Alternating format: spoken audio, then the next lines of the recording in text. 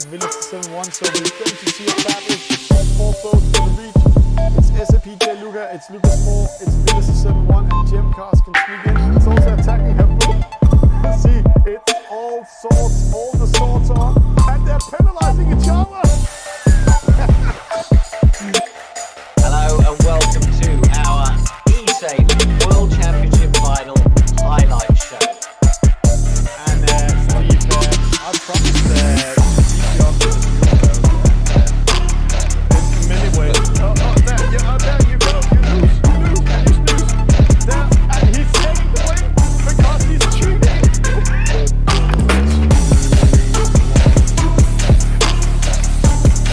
So starting in first E-Sailing TV doing a great start this time. Let's go this way so we might get some. No, don't do that with the mark again. Oh, Jesus Christ. Why doing a crazy format as we're doing today? Well, I'm getting cut the rug. To the right hand side, see the blue starts up there. And then two penalties, no, only one penalty here.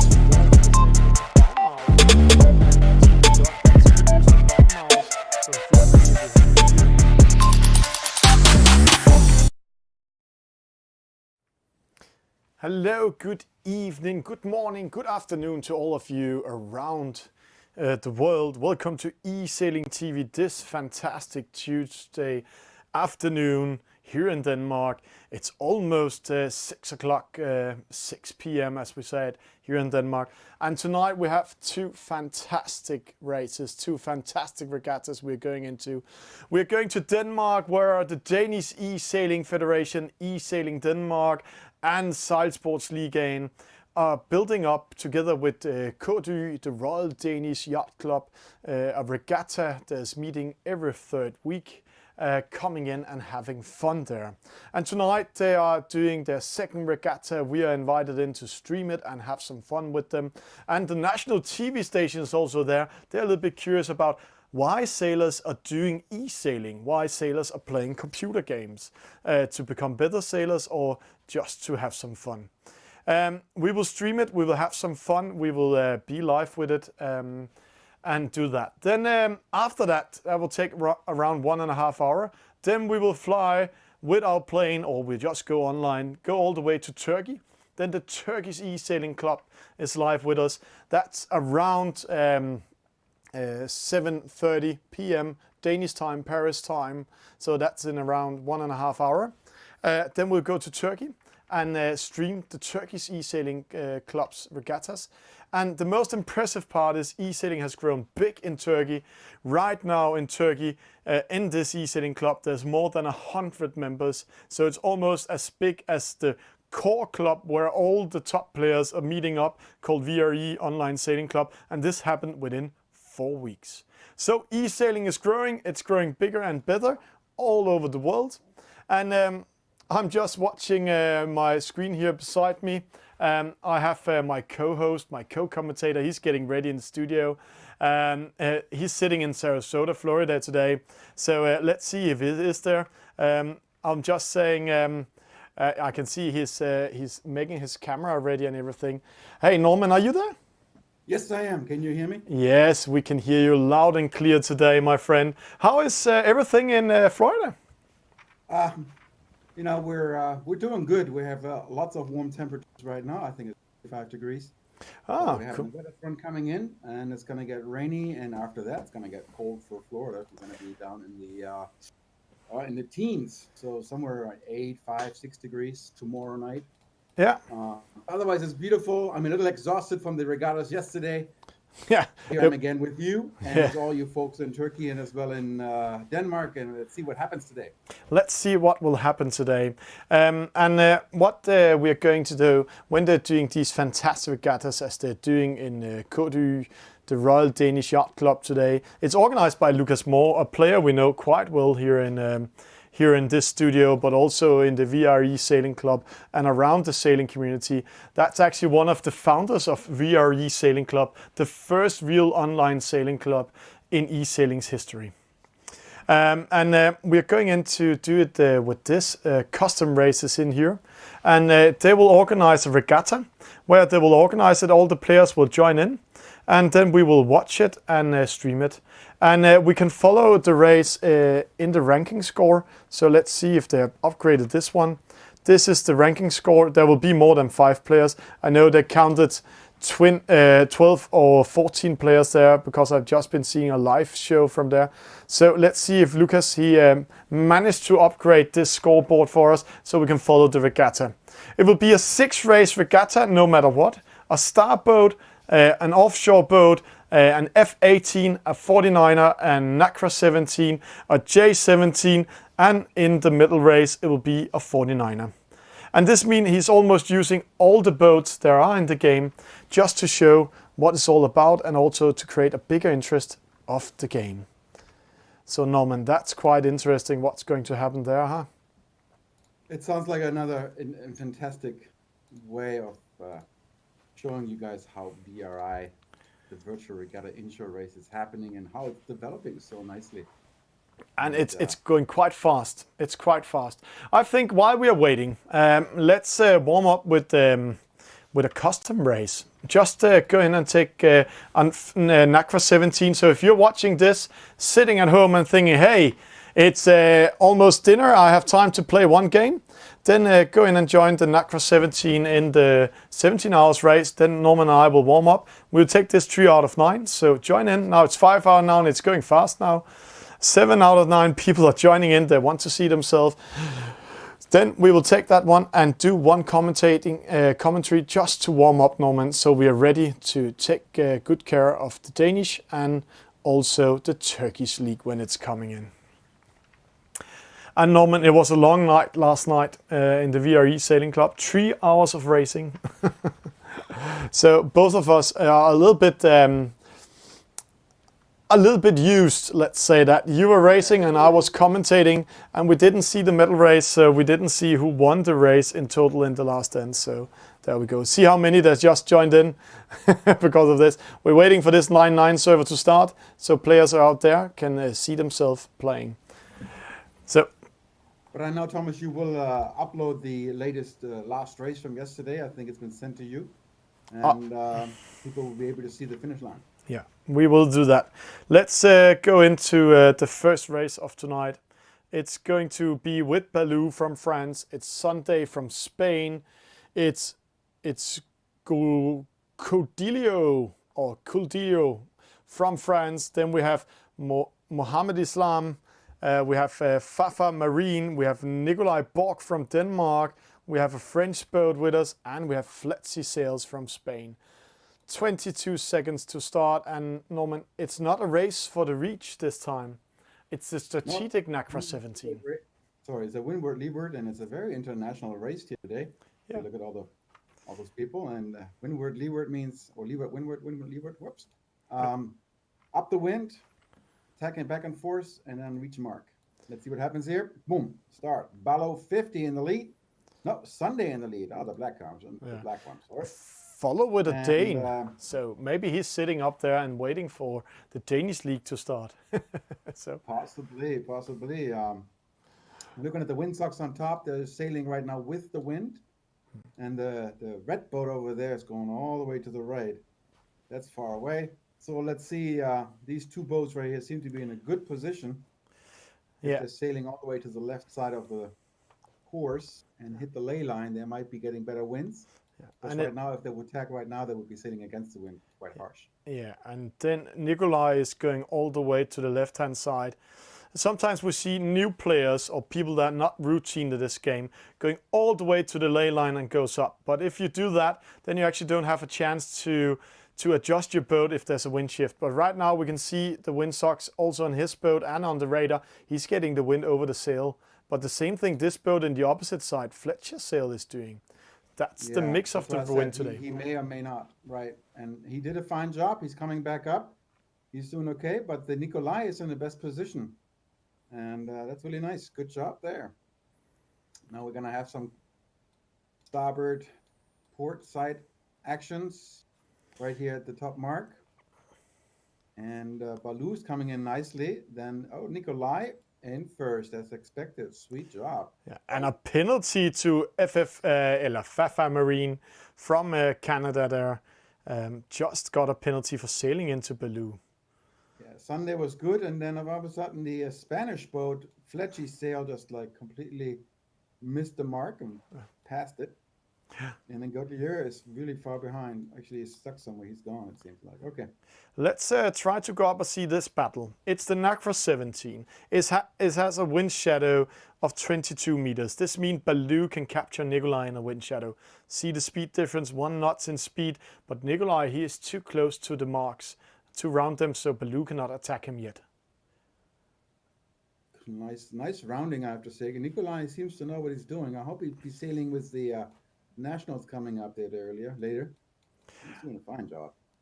He's actually doing a very good job in a Nacra 17. It's like it's sliding around the corners. I've been playing it a lot, and this is one of my non-favorite boats because I really need to be really good of turning the boat, and I'm always hitting the mark with the Nacra. Oh, yeah, I always tell people that start sailing first time or newbies that in the beginning of your racing world, give yourself space, especially on the round marking, because you want to be tight. Yes, I understand, which is time and speed, but if you give yourself some space, you might miss it, which is good because then you don't get penalized and you're way faster that way. When you get better and better, you can get closer and closer to the mark, but that's an expert thing to do. But see the Dane, he's doing a very fine job. 10 meters ahead, upwind, losing a little bit to Baloo at the moment, but I think he will win it when they're rounding the mark. And Sunday came up really nice though. yeah, He was in 4th and is now in 2nd. yeah, maybe he will be in the lead. See Sunday there, way to go by him. Good race upwind this time. He was on the better side with the wind, higher speeds and a better angle. And when we see this format they're playing here, where Baloo hit the mark and didn't round it, so that's costly. He will lose his position. But when we're seeing this format, we see, especially with the Nacra and the 49er in this course, it's all about reading the wind, reading the radar, and sail the shortest distance. Then it's not about penalties and doing a fast race. This is all about sailing the shortest distance, and this is why Sunday are in the lead. Really fine job, and he's going to win this race for sure. Yeah. And but I have to say, the Danish boat was really sweet. Baloo he did exactly what we just talked about. He wanted to be too close. Yeah. He was too eager to get that. Boom, hit the mark, and now it's in 4th, considering he was battling for 1st and 2nd. So perfect example how you not do it. So a good race to warm up. The rest of the fleet are so long behind that we're not going to see them finish. Sunday with a win, Nikolai with a 2nd, FF Marine 3rd, Baloo getting in 4th. And then let's go in and see if the Danish Turkish Esailing race is started, if they're created the servers. We are really looking forward to that. Let's see what happens in there. There we have it. And it's just going to start. What a timing we have here in E-Sailing TV. It's fantastic to do here. Norman, 1 minute. It hasn't started yet, so we have all the time to discuss a little bit. We have Lucas Moore in the race. We had a boat, what more boats coming in. We have a guy called Felix Superman we've seen before, but this Lucas Moore is a quite special guy in E-Sailing. He is super strong. He's very active in the forum. He's very active on the water for sure, and he is an official racer. You know, he's out there and doing it on the real water as well as on the virtual water. So very dedicated sailor for sure. Yeah. And I know one thing. One thing I know about Lucas Moore is he really wants to go in and do a pro race career, both in e-sailing and also in sailing. So he made a sailing team called More Racing. So that's fantastic. He really burns for this. But I'm not sure we're going to see him race tonight, because when I'm watching the server here, I see his boat sailing away. He's just in there to create the server and make all the other players having fun, because if he's participating in this race, the other boats will not have a chance at all. He is the best Danish player at the moment. He's doing such a fantastic job. He has been playing for 2 years. And he's also helping out on E-Sailing TV with the graphics and everything. So he will only be creating the jobs today.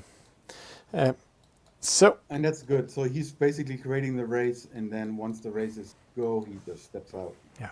So what This we is can a say short- about short Lucas? start line. Doesn't it look like a short start line to you? It's a very short start line, and that's good because then he is learning them already from the start, not to clustering up or how to navigate when they're clustering up. And also Lucas Moore is also the guy in charge both of VRE Sailing Club, but also the Danish growth of e-sailing, Virtual Regatta. He has been having meeting Monday with the Danish Sailing Federation and the Seilsportsliga and everything. And this thing that's happening here is Lucas also organizing that and make sure everything works and so on. So we will get ready for the race to start. We are just I just watched Lucas Moore go out of the race, so maybe they will push the start button. There it goes. So let's go in and watch 10 racers for the start. It's all Danes, so let's make a presentation of the Danish sailors. It's Felix Superman. It's Superman like English Superman. Dr. Bob, he's here. Then we have Kick AS, that's a company name. Norden, or North, if we are saying that in English. Then we have a person who's not registered as a player, as boat this time. We have a Carl Wilhelm. We have another non-registered player coming in for the first time here. We have NDA, we have Clayton, and then a last registered player, both 3-0. So that's cool. That's very, very cool. Let's see what will happen tonight. 10 skippers from the start, Norman. And you're right, small starting line. Small start line. I think it's meant for 6 boats, and they're having it for 10. So that's going to be a scramble at the line and see who misses it or who's going to get it. So, but they are all sailors, Norman, so they know a lot about sailing, but can they navigate in e-sailing? See the pink boat and green boat behind. They're doing a very slow start because they are sailors. Oh, a penalty there. Kick AS got a penalty. Right, and the other boats are just dying out right back there in the start line. So I think we have a race for 7 boats, 6 boats up front. One already missed the start. And a boat number 10 also missed the start. Boat 40 coming back. But let's see it. It's the J17. They have all the time to think and do strategy and read the radar. Right. So shall we call the boat without the number 78 and 70? That's the number, and another one of 30. Okay, let's do it that way. Dr. Bob right over there.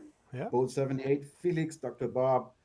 I think Felix is in a very good position right there. He's probably going to tag over right now or very soon and then sail with the wind rather than against it. If we look at the lane lines, you can always tell which is a good direction. Shortest direction to the ley line is usually a very good indicator. Now he's jived over and is sailing towards the left, and he's going to give the right starboard towards the boat 78. And this Kick AS, or Kick AS, when we say it as a company name, he did a false start, got a penalty, but he has been choosing to go to the right-hand side. And let's see when he's tagging in, because look at the win estimate up there, Norman. It's coming from right towards left, so maybe he will sail the shortest distance now. Yeah, he's looking pretty good. I think the yellow boat that's coming up on the starboard tag will throw him some wind. So that's Norden, I believe. Or yep, also Yeah. Dr. Bob. Yeah. Dr. Bob are in front of him, just coming in. See the wide area. That's a wind shadow. This wind shadow is thrown on Kick AS or Kick AS, and thrown to him. And this is the J17. It has some specs. The wind shadow is 30 meters big. The maximum speed upwind is 6.0. When they sail what we call velocity made good, that's the shortest angle towards this mark. The best angle with the shortest distance towards this mark. So, but when it's going downwind, it have a fast speed up. So when we see them raise the spinnaker coming around the next mark, then it will go fast. Felix Superman, Dr. Bob, boat 7-8, Clayton, and a penalty to Norden. And then we have Kick AS in 4th. He's in 4th. After getting a penalty and a false start, that's impressive. Yeah, I think the right side was a really good choice for him, for sure. Let's see what happens on the downwind, because lots of downwind there and no spinnaker, so they're just really using their big sail. Oh, it's And, because it's the starboat. Yeah, it's the that's starboat, why. right? No spinnaker. No spinnaker, starboat. but there's no difference in the specs, except it's only have 5.5 upwind and it has a bigger wind shadow, 33 meters. Huge wind shadow, right? And now you see Dr. Bob is trying to get Felix, trying to get above him so he can throw some wind shadow. Right now he's only throwing a minimum wind shadow, and the Bob behind it, the boat 78, is throwing a lot towards Dr. Bob. So here we go. Let's see how it's going to play out. Probably maybe 7 meters, 8 meters. There we go. 10 meters, 9 meters. Yep, that's about right. And Now why the other choose the boat right from hand north side here? coming around the other side. They're coming to the Well, left hand side. But why choose the right hand side? They were all choosing the right hand side. All the first boats were doing. Well, because first of all, they were close to that mark, and it has more wind onto the side. And once they start driving over to the port side, as he does right now, Mr. Felix, he's racing against the wind. He might lose even some more distance right now. And when we say that, when you watch this windsock in 2D mode, we can see the wind is going over the nose. This means that he's getting the shortest distance towards the top mark. Where if he's getting it more over the side, the longest, if he's getting more over the side, he sails the longest distance, the shortest distance. So Dr. Bob did a nice way. He came back, nice way of covering him. Oh, he just slowed down not to get penalized or something like this. Interesting. defending himself, and then the fight will be downwind with a wind shadow of 33 meters. Let's see what happens. Boat 7-8 here. Norton kick ASC. Norton going upwind, and like real sailing, if you're going upwind, you lose momentum and slow down quite fast. Carl Wilhelm coming in, and Clayton. See, the fleet is almost clustering up again. That's quite interesting when they're going downwind. That is quite impressive. So look, Dr. Bob chooses not to throw the wind shadow on Felix. He's trying to sail on his own on the right-hand side, hoping that nobody will attack him and maybe get second or third, not going for first. Interesting choice. If you look to the left, we have more wind to the left, and with more wind, you're going to be faster for sure. So Felix is definitely going to having a lead of 26 meters and or 30, 40 meters. That's going to be a tough he's one getting to- more and more because boat 7-8 is under wind shadow pressure by Kick AS Right. and Carl Wilhelm and also Norton. So 3 boats hitting him with wind shadow. And now he's out of the wind shadow. So straight away he gets up to 7 knots.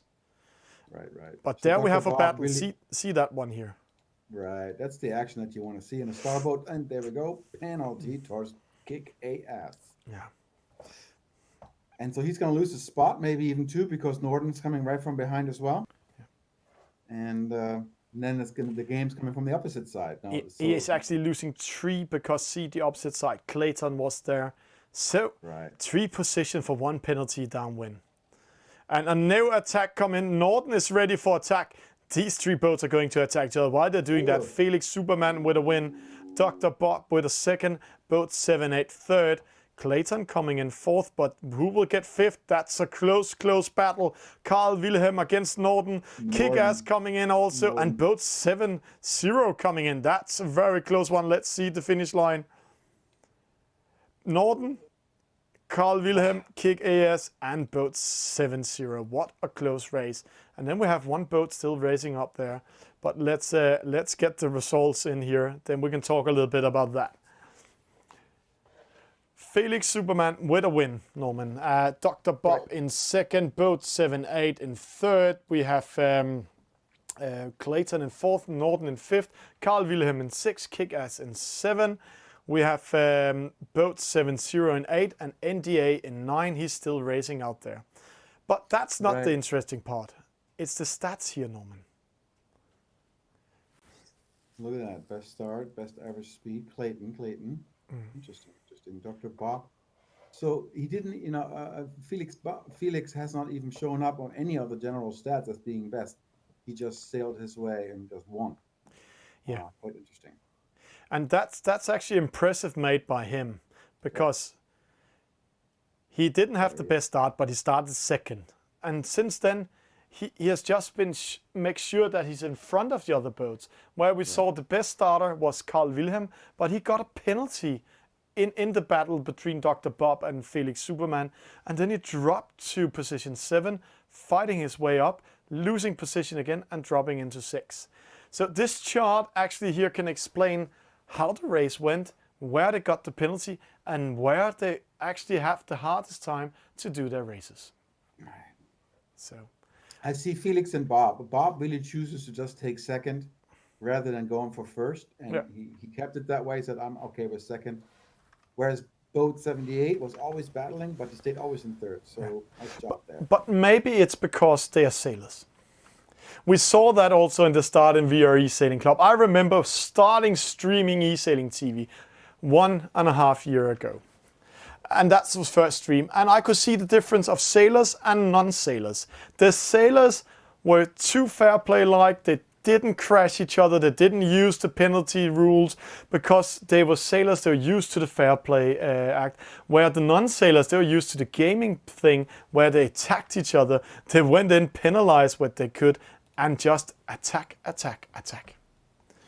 Right, but one thing that I've learned over the year racing on virtual regatta is that sometimes it's okay to stay out of the fighting, and you gain from that. Yeah. So not always the aggressor is always the winner, because if you're trying to penalize someone, in many cases you get penalized and you lose your spot. So that said, sometimes it's okay to stay away from the fight, just sell your race, come in second, and maybe in the overall, in the end, you might win the. Maybe it will look like that, but you have to learn. You have to learn. You have to take chances. You gotta know both. You gotta know the defensive way to play, or you gotta know how to play really aggressive. And, watch out, guy! I'm gonna get you. I will get you. Yeah. So if you meet a guy like Norman called Wind Whisper, then one thing is for sure: you will be penalized if he sees you coming in. And Norman, I was just in and watching the server. If there's a new server started, then I saw there was a new Danish fleet with 6 players in, and it looks like there's actually 16 players at the event.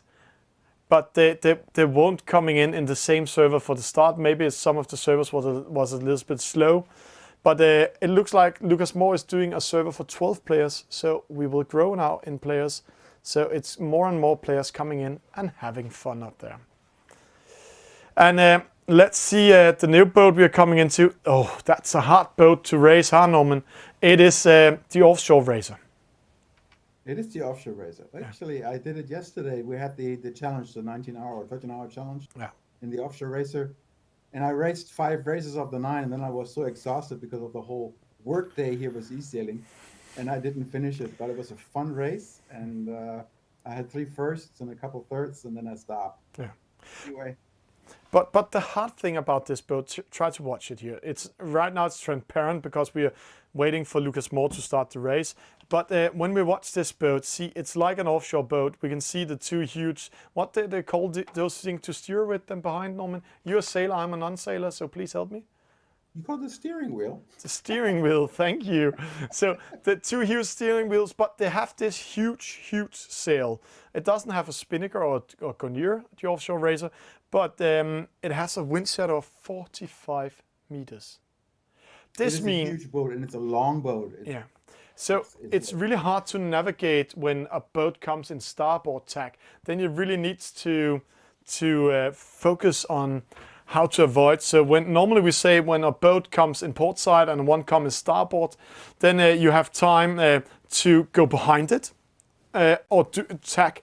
But in this boat, it is so big, so slow that you actually have to react much faster or do the movement much earlier, or else you will get a penalty in it. From my experience with this boat, I agree with what you say, but my experience, this boat is very reactive. So if you turn, it turns quickly. It's really responsive to your action. If you're tapping over to the left or tapping over to the right, it jives or tacks super quick, and so it's really fun to race. Actually, the only thing that's different, it is so long. So you have to really make sure that you do not hit the other boat if you're on port. And Norman, now you're with a Danish studio. Normally she also says, have a good evening, all of you out there. So we are getting ready for the Offshore Racer here. We're getting ready for it, and see the Danish players are coming in. And when the spinnaker comes up and this one goes down, when upwind, we will see an average speed in the velocity made good or best VNG in the game around 9.7. Downwind, it will hit around 30-40 14.8 downwind. So it's actually okay speed downwind, but because of that huge wind shadow, see the wide areas there, a lot of boats will not even get close to get maximum speed downwind because they will be caught by boat number 5 or 6 behind them because of this huge wind shadow. It's going to be a fun race. I like that boat. Actually, I do. And I like offshore racing or offshore sailing anyway. So to have the big boat here, the offshore racer, it's nice to have a good experience for everyone to learn. 10 skippers coming up. Yeah. Minute 15. Thomas, let's see what happens here. Yeah, we just have to disconnect and go back again because E-Sailing TV somehow was part of the race as a spectator. We don't want to be that. Sometimes that's that. Steer it up, see what happens. No, I can't steer the boat, but let's go into this fantastic server with all Danish flags, and that pleases E-Sailing TV's heart because we are Danish organized here. Let's have a presentation. Lucas Moore is in the race, so he's now ready for it. Tatø, we have seen him before, or Torø, but we call him Tatø here. He's there. Mikkel Krüger is coming in. He's the new boat. Gustav Åsholm, he's here. We have G. Isbrit, Peter Amundsen, Denmark 200, a boat 80, a username, a boat 79, and boat 94. So new Danish player coming in. Look at the action right there at the line. Very tight racing. Somebody's going to penalize. So penalize Denmark. Where's Lucas? Where's Lucas? Lucas, he's here. Oh, he was stuck in that whole bunch of boats. Yeah. But he's still in the lead. He made it out. Okay. But a penalty to Den 200, a penalty to Peter Amundsen. So Gustav Åsholm, he is in the left-hand side. Lucas are more in the middle. So let's watch how that would develop.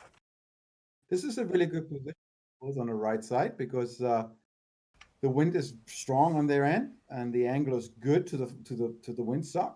And the other boats, the yellow and green boat, who were penalized in the beginning, are actually in a very good position themselves, because it seems like the weather is continuing in their favor now, being on port tack. Whereas the blue boat, all the way on the bottom, Gustav, right? He is going to race against the wind in a moment, so he may not be as good as he is now. Interesting development. So Lucas Moore in the center is doing a fine job. Right there, he's in the center. He's going to tack over in a moment, be on port tack, and he's going to have a really good positioning himself. He's first already, right? But so this is quite interesting. See, there's a penalty for starboard tack to a boat 80, and Lucas Moore is coming in there. But see, Gustav Åsholm, he's a little bit faster than the other boats. Another penalty to another boat there because he gets the wind more over the side. He's not sailing after the best VNG in this case. He's turning his boat and sailing a longer distance, but he captured the wind much better there. Lucas coming first. That was not a surprise. But Mikkel Krüger second. Tatø third.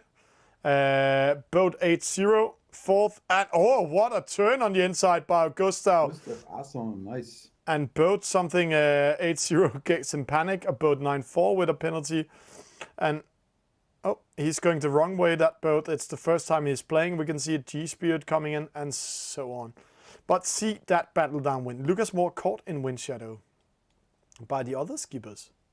And they're not turning. Oh, too late. Now they're actually not turning, so he's not caught.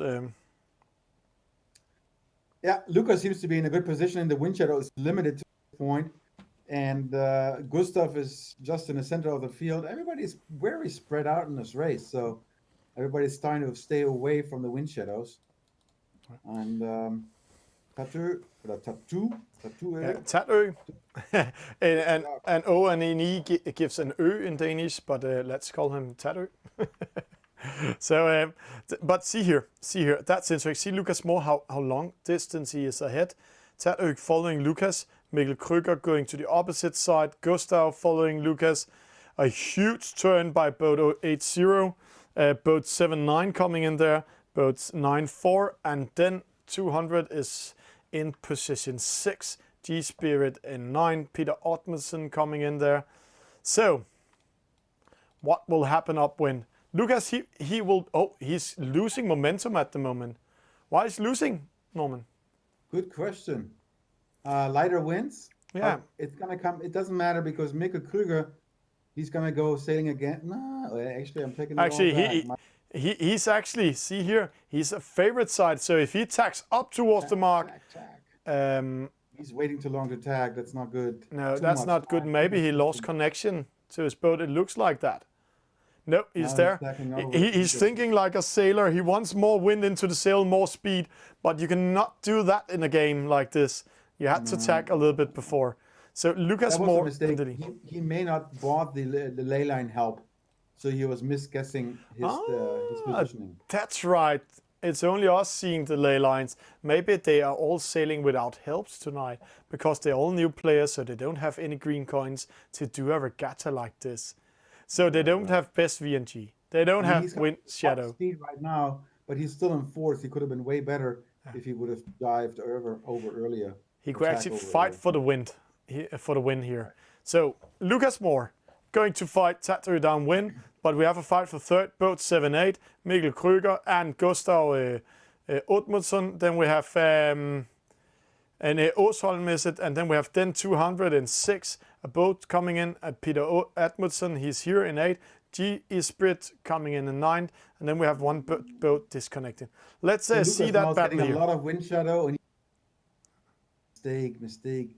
So now Lucas is going to win this. He was good. If you would have watched this in a distance, you saw that Tatue was throwing a really nice wind shadow. Oh, what? Look at Lucas this. giving him a chance.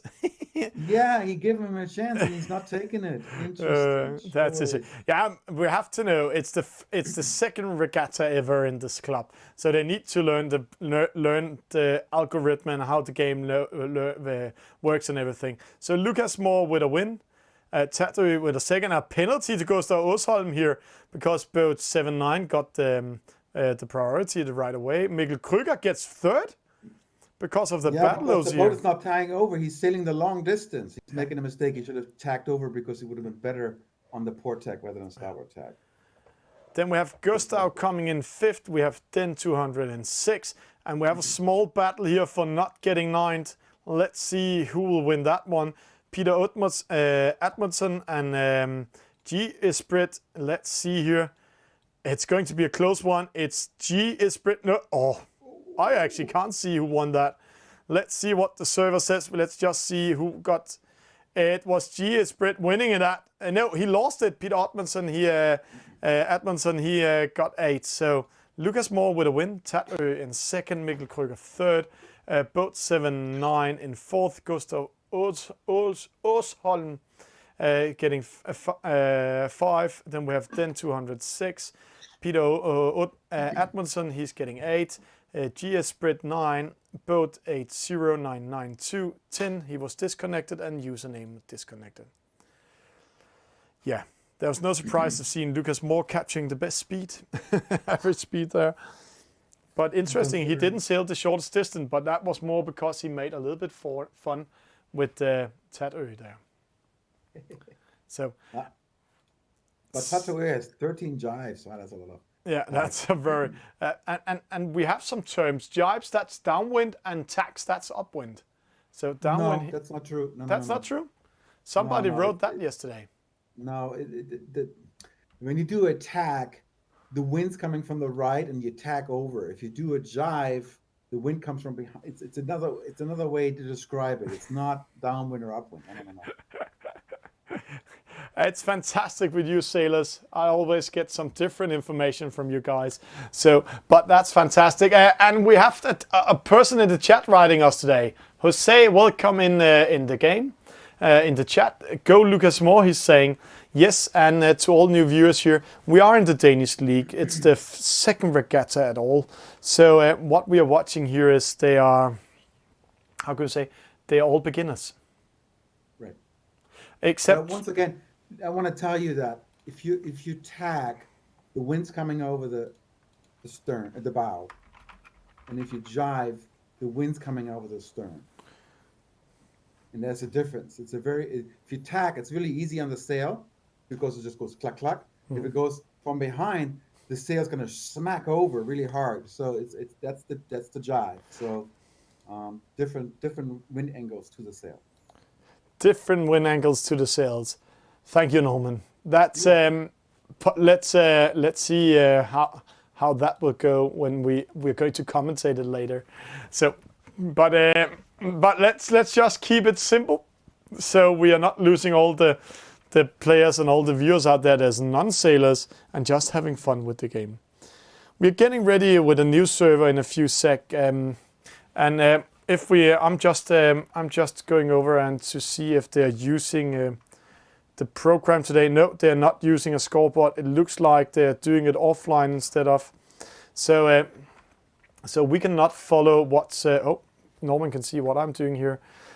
So we're not following what they're going to do. They're just having fun tonight and doing some races. But next race coming up, we can see this time Dr. Bob is back in the race. He was not part of this race we just had. So and we're going to have another fun boat there, Norman. See this one. The Nacra 17. The boat we just... Foiling boats, yeah. Homeland. I would love to foil. I've never foiled for real, but I wouldn't mind trying on the real water. I sailed a lot of catamarans, and they're... Oh, that one is gone. I sailed a lot of catamarans and trimarans in my life, and love these boats. They feel so much more stable on the water compared to a monohull, and the speed. I like speed, so obviously as a racer. But nowadays, with all the new technology coming up with foiling monohulls, etc., speed is endless. We're going faster and faster. Let's just take it now. We're in Denmark. The F50, the CLTP boat, maybe world's biggest foil boat for competition, isn't it? Well, it depends what kind of competition. For Bowie racing in inshore racing, it's the biggest boat. If you go offshore racing, we have 100-foot trimarans that are going faster than they're going super fast. I mean, they're all going the 40s and 50 knots right now. Yeah. And this is incredible speed for these boats. But the CLTP boat, the F50, broke the record last time and hit over the 50 knots barrier in one race. That's amazing. Let's have a small presentation. 10 skippers for the start. This is, let's start from the top. This is ND8. This is Dr. Bob. This is Carl Wilhelm. This is boat 70897. Let's just call them boat 70. This is boat 78. This is Kick AS. This is Norden. This is Clayton. This is Felix Superman. And this is boat 30. It looks like they are the same race as the first one. Yeah, same group. Same group, but it looks like they are mixing the boats a little bit, or they're having two groups. So let's see what that's all about. Maybe they're having two groups and have some fun with it.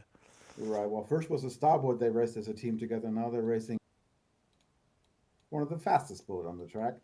And let's see how this is going to go out. Yeah. And this time we have a race into a reach start. That makes a huge difference in this boat. Yeah, you have your spinnaker up. And spinnaker up, meaning you're going to be foiling over the start line, preferably with full throttle. And here we go, 4, 5, 5, 4, 3. And the blue boat looks like he's know how to do it. Everybody.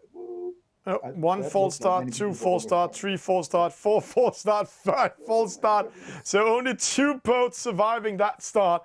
Felix Superman and Dr. Bob.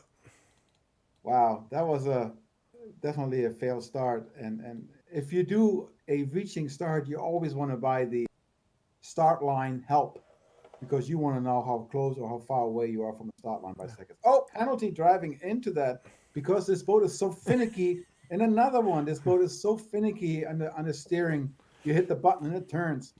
And so if you don't know how to race this, you're racing into the mark. And there we see one boat that hasn't started yet. He's coming in there, didn't hit the mark. Another boat coming in very slow without getting the spinnaker up. This means that they are all new in this boat type. It's worked a whole other way, and it's impressive to see, because actually the Danes got a really good position in the Nacra 17 at the Worlds in Auckland. As I remember, they got third. So the Nacra 17 is not new for the Danes, but maybe for these players here. Yeah, again, this is, if you never raced this boat, you have no idea what you're doing. No. And Clayton, so unique. Clayton in the last position first, coming around the middle mark there, where Felix Superman is almost at the top mark. Here we have a penalty. Oh, What a slowdown he did there. It's like he's pulling the handbrake off the boat. How did he do that? Goes out an anchor and then pulls it back in. That's how. So Kick AS here. Right now we can say Felix Superman, he will take the win. Dr. Bob, he is in second. But we have Carl Wilhelm, we have Norden, we have Kick AS. They are going to fight for third, fourth, and fifth. Interesting that Kick AS, he is going to the right-hand side. He has to tag up now. There he goes. Yeah, he bought race help for sure. Leyline race help. Yeah. So. Boy, but Felix is like untouchable. That's for sure. Dr. Bob in second. And here we got third and fourth. It's Carl Wilhelm and Norden. Carl Wilhelm going to opposite side. Interesting. Both choosing the opposite directions. Wow. In their positioning where they were, that means Carl Wilhelm just lost a lot of distance because he was in a way better position, taking the right side mark or gate mark. And see that Carl Wilhelm, he was in the lead, but according to server now, he's 30 meters behind Norden. Right. Because he took the longer distance to the other gate mark. So but that really was a mistake. See, now they're getting closer and closer to each other here. They're going for the middle mark. It was only one up, down, and then they're going into the reach. They're going to the finish line. So Carl Wilhelm, he lost that on that turn on the top. So he's getting fourth. Third gets to Norden, and let's see the battles behind. See, here we have two boats following each other. That's NDA and it's Clayton. Where are they? They are upwind races, so let's see the other boats finishing. Boat 7-0, boat 7-8 coming in here. So we have Clayton and NDA. It looks like they are out having a picnic on the water. So Clayton first coming in there. They're opening already the cheese and the wine. Here we go. Yeah. Hot dogs, something. Yeah, they have to go up to the top mark. So we will go to the scoreboard. we also said when we start this race that it's the first time ever they're doing this, some of the players. So fantastic to see how they're doing there. Another win for Felix Superman, Dr. Bob in second, Norden in third, Carl Wilhelm in fourth, Kick AS in fifth, boat 7-0 in sixth, boat 7-8 in seven, NDA still racing, Clayton still racing. Exciting if they're getting into the finish line at all. And we see best start for Felix, best average speed for Felix, shortest distance for Norden, and 2 penalties to boat 7-8. Felix, Dr. Bob got their positions from the start. They were also the only 2 boats actually going over the starting line without a full start. So that's impressive. That's a good start. That's a good start. So that is it.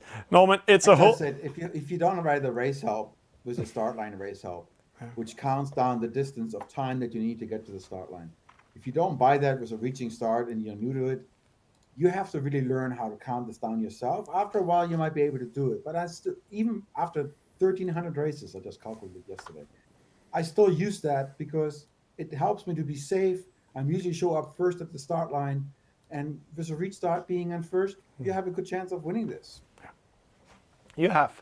And I'm just saying while we have a small break here, but into the not new race, a lot of new players coming in. We can see people are stopping eating at dinner now, so they're actually getting back online. To all of you watching it, you're watching the Danish Sailing League made by KDY, Royal Danish Yacht Club, E-Sailing Denmark, Danish Sejlsportsliga, and also E-Sailing TV are with it. They are doing a club regatta in the clubhouse in Skovshoved today. So some of the players are all new for this, so they are introducing the game. It's the second regatta ever, and it's growing and growing and growing. So that's what we are watching tonight. And right now it looks like Felix Superman, he's doing a great job. Lucas Moore is not racing here. He has been racing one race. And maybe they divided into, let's see what's going in. Maybe they divided into 2 different race classes. 2 teams, yeah. They did. So, and when I see who's in this in the other here with Lucas Moore, I see a lot of the names I've been seeing before. Yeah, they have been divided it in. So this race is actually finishing now. They have 2 groups, so they are finishing here now in the next race. So that's actually what they're doing. They have 2 groups. We are not informed about that. That's 20 players, 22 players sitting in the clubhouse and playing the game tonight. So maybe it's more like the beginner racers that we've been watching, and the other one, the expert racers. Is that I think both of them are beginner racers. I've only seen 4 of the names before, but it's mostly youth players sitting there. That's the very interesting part, because the youth players, we saw what happened with S&P Luca from Italy, Azir from France. These 2 young guys are, how can you say it, killing everybody. Yeah, you could say killing up, or they just seem to see the game differently than we do with our old eyes. We are a little bit old in the way of playing. Somehow Azir, he always finds win and doing a really, really amazing job in the game. Right. And that's how it is. Once you understand the game and you understand the wind algorithm and all this stuff, boom, you just be on top, and other people don't see it at all, and they race like we do, huh? Yeah. And that's it. We are more. I'm not. You guys are more traditional sailors. I have to tack now. I have to use my fingers like this, sitting like a T-Rex and playing the game. It's 2 fingers. Tap, tap, tap, tap, tap, tap, tap. That's maybe why it's going that wrong, Norman, for you guys playing it. So we are getting ready for the 3rd race. It's not coming up yet. And for all of you watching now, yes, it's a little bit, we are just having fun watching the Danish league. So there will be some battles. We will commentate it, but in around 45 minutes, we'll go to the Turkish Esailing Club. And there you guys will see some really hardcore action. 100 players, 105 players in the Turkish Sailing Club is invited into a huge regatta tonight. But only 40 of them are allowed to get to the start. So there will be around 40 players there, and they all will fight to be in this regatta and play against each other. And I have to say, I have been watching and following them on the sideline. Last week they had something they called Star Wars. And let me just find the Star Wars regatta just to show you the results. There was a quite interesting result in there, because in this Star Wars in the Turkish Esailing Club, it was only racing the starboat. But let's see here. Then we can see in 3rd position, Habour. He has been at the World Championship 2 times in a row. But he's starting losing to the other Turks now. Tour 886. He's an old school player. He has been playing this game from almost the start of it. So he is one of those who has been playing e-sailing inshore for many, many years. And actually he's the guy who made Habour start playing it 2 years ago, just 3 months before the World Championship, and then he qualified. Doc Apps, he won it. And then we have this DNZ. I know we can pronounce it somehow, but he also been doing a fantastic job there. So good racing, yeah. So Ferguson, I raced with him right from the beginning when I started this race. When I started e-sailing, and he was like, man, he was a racer. He still is, obviously, in the top 4 right there in the Turkish league. Nice job, nice guy. It's getting better and better. It's amazing to see how it grows. And right now, Norman, when we speak about this, we have now a Danish e-sailing club. You are in the lead of an American e-sailing club. We have a Turkish sailing club. We have this international sailing club, VRE. We have a Scottish sailing club. We have 2 Italian sailing clubs. We have a Spanish sailing club. We know a lot of Switch guys also meeting up, not in an official sailing club like this, but also in a community. And here's the difference. Normally when we're saying a club, it means you pay a membership, you go in. No, this is like e-sport, this is like gaming. So it's like clans where people meet up together, have social interaction on different medias, and just playing against each other and having fun. Right. In case anybody really wants to join my club or our USA Sailing Club, click on this link right here. Find me, find Wind Whisper, and find me on the VR. Yeah. Click on it, write me a note, and say, "Hey man, I'm American. I want to I explain how to via Discord. You got an invite. If you're a good sailor, a fair sailor, and you're committed to grow and want to be better, I more than welcome invite you to our club, and we'll teach you some stuff. We're creating some classes, as a matter of fact, so we can teach you to be a better sailor out there, so you don't feel like a newbie. And then we have championships, regattas, practice fun races, and then it's going to grow, and it's going to make you a better racer. And maybe in 2020 you might have a chance for the World Championship. Yeah. And if you don't know which type of clubs you're going into, and you just seek a place to play and get better, have social interaction with Virtual Regatta and Show, you can also write E-Sailing TV. Example, this morning I had a guy with a Spanish flag writing me, "Hey, I saw the Scottish League last night.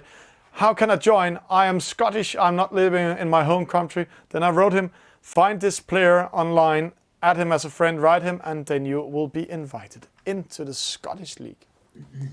Right, that's happened to me.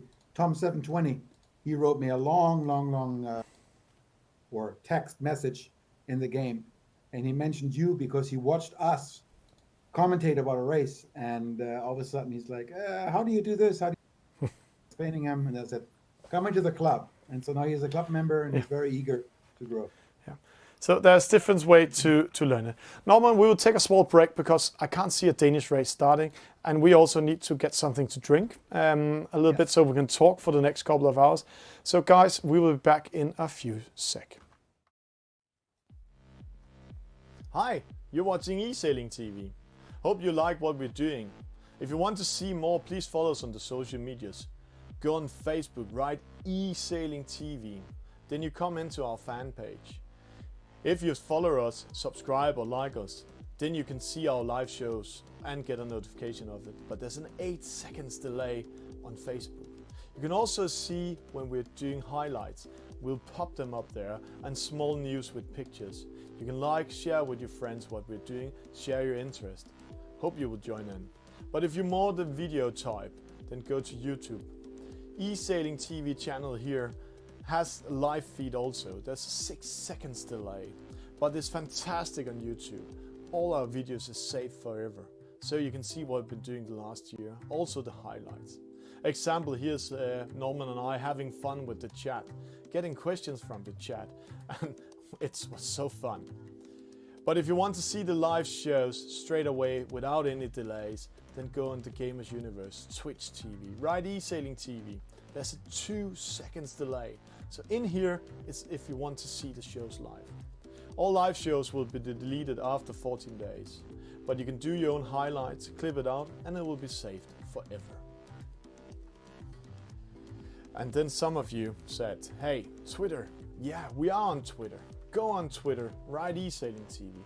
We're also doing live shows on Twitter. But again, there's an 8 seconds delay on the live shows. But you can see some tweets when we're out traveling.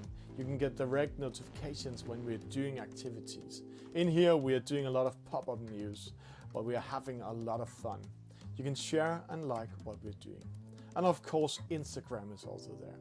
But Instagram, we're not doing any live shows on. We're only doing pop-up news. So here you can see what we're doing of crazy things.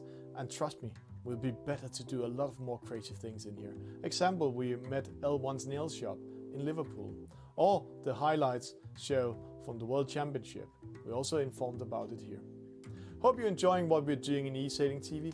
See you on the servers.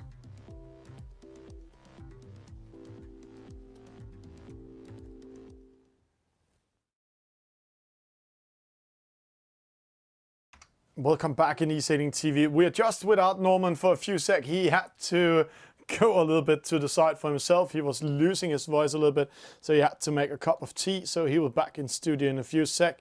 But we are getting ready with the next Danish race coming up here. It's going to be fantastic to watch this one. It is a group with Lucas Moore, Peter Amundsen, Boat 79, G. Spread, and then we have Boat 80, Gustav Osholm, and username coming in there. So, and next race is going to be this 49er. And one of the things here in E-Sailing TV is that when we know these boats, we have all the stats on them. And this is the 49er. It is a fast boat. and it's the last keel boat in this series, in this game, and it has a wind shadow of 23 meters. It has an upwind speed in velocity made good, top speed 11.7, and downwind it will hit between 15 and 18 knots, all about how you're doing it. Normally the 49er is sailed by 2 persons. The Danes are doing a fantastic job at the 49er sailing at Worlds in Auckland. Last time they were there, as I remember, they got 2 medals there, and they also qualified to the Olympics. So very nice job by the Danes. Let's see how this sailing club, the KDU, and the players, youngsters coming in here, are doing in the 49er today in virtual regatta inshore. And another good fact about the 49er is it takes around 2.5 seconds for it to get into top speed. And Norman, welcome back in studio. I hope you made a nice cup of tea so you get your voice back when you can speak together with us. Yeah, it's coffee. I like it. It's the other tea. So a cup of coffee to Norman, so he's ready to commentate this. This is the fantastic thing. We're actually doing a stream here. Our studio for all new viewers are placed in Denmark in a small city called Sønderborg. The event we are following here is in Skovshoved, that's in Zealand, the opposite end of Denmark. And Norman, he's co-commentating with us. He's sitting in Florida, Sarasota. And all of us are here together today to watch the Danes doing a good race. In around a half an hour, we will move away from the Danish race, move over to the Turkish Esailing Club and see how they will do, because they have their huge regattas today. 13 skippers for the start. Let's make a small presentation. The Lucas Moore from Denmark, one of the top players in the world. He is top 20, I think. Is that right, Norman? Or has he lost a little bit position? Yeah, he's definitely up there. I haven't looked at the ELO scores, but yeah. 20. Then we have Tatu, he's here. Peter Amundsen. We have boat 79, G. Esprit. Then we have boat 80. We have Denmark 200 or Den 200, Gustav Åsholm. Then we have username. We have boat 94 and Mikkel Krüger. I love that gamer tag, username. What's your username? Username. I love it. I love it. We can make a lot of fun with the guys out there when he's seeing this one. So. Here you go, 16 seconds to the start. Everybody's swirling around with the little 49ers that are like little off on the water. They're really fast, quick, easy, not easy, quick, all the way. Yeah. Lucas Moore with a penalty, Peter Amundsen with a penalty, so 4 penalties there. Username also. Let's see, there was the start. G. Esprit had to go back. A very slow start for Peter.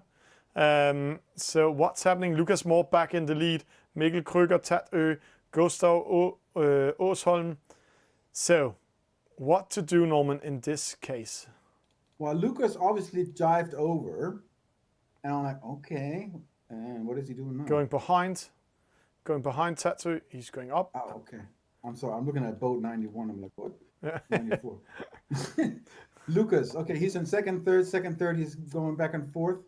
He has chosen to be taking the shortest route to the mark, meaning stay in the center of the lake. And everyone else is trying to struggle around their course to find their best wind and speeds. Always Lucas in the boat right here, the green one, boat 79, who's in the lead right now. I'm not quite sure if he's going to stay there, but he might. He just might. Yes, he actually has a chance right there. Perfect. But see boat 79 here. Starboard tack in the lead, capturing good wind, 10.7 upwind. That's that's actually 1 knot slower, so the wind is not with them in this race. Normally we see 11.7 as the top speed, but still a good race by him. But he is under the ley line. Will that be a trouble when these 2 boats coming in? 5 to 10 meters. He might just make it. Let's see if he makes it. There he jives up, and he tacks just in front of Gustav. Gustav getting a penalty. Lucas Moore getting away from that. So Lucas Moore can sneak in second now. Gustav has 11 seconds slowdown. That was a really close call. Really well done by both nine. To be able to drive, attack right in front of him, and then penalize him by showing his rear end. That's really interesting. Gustav getting another penalty this time by Tattoo. So double up on the penalties there. And we can see the other boats from behind. Let's just wait on them.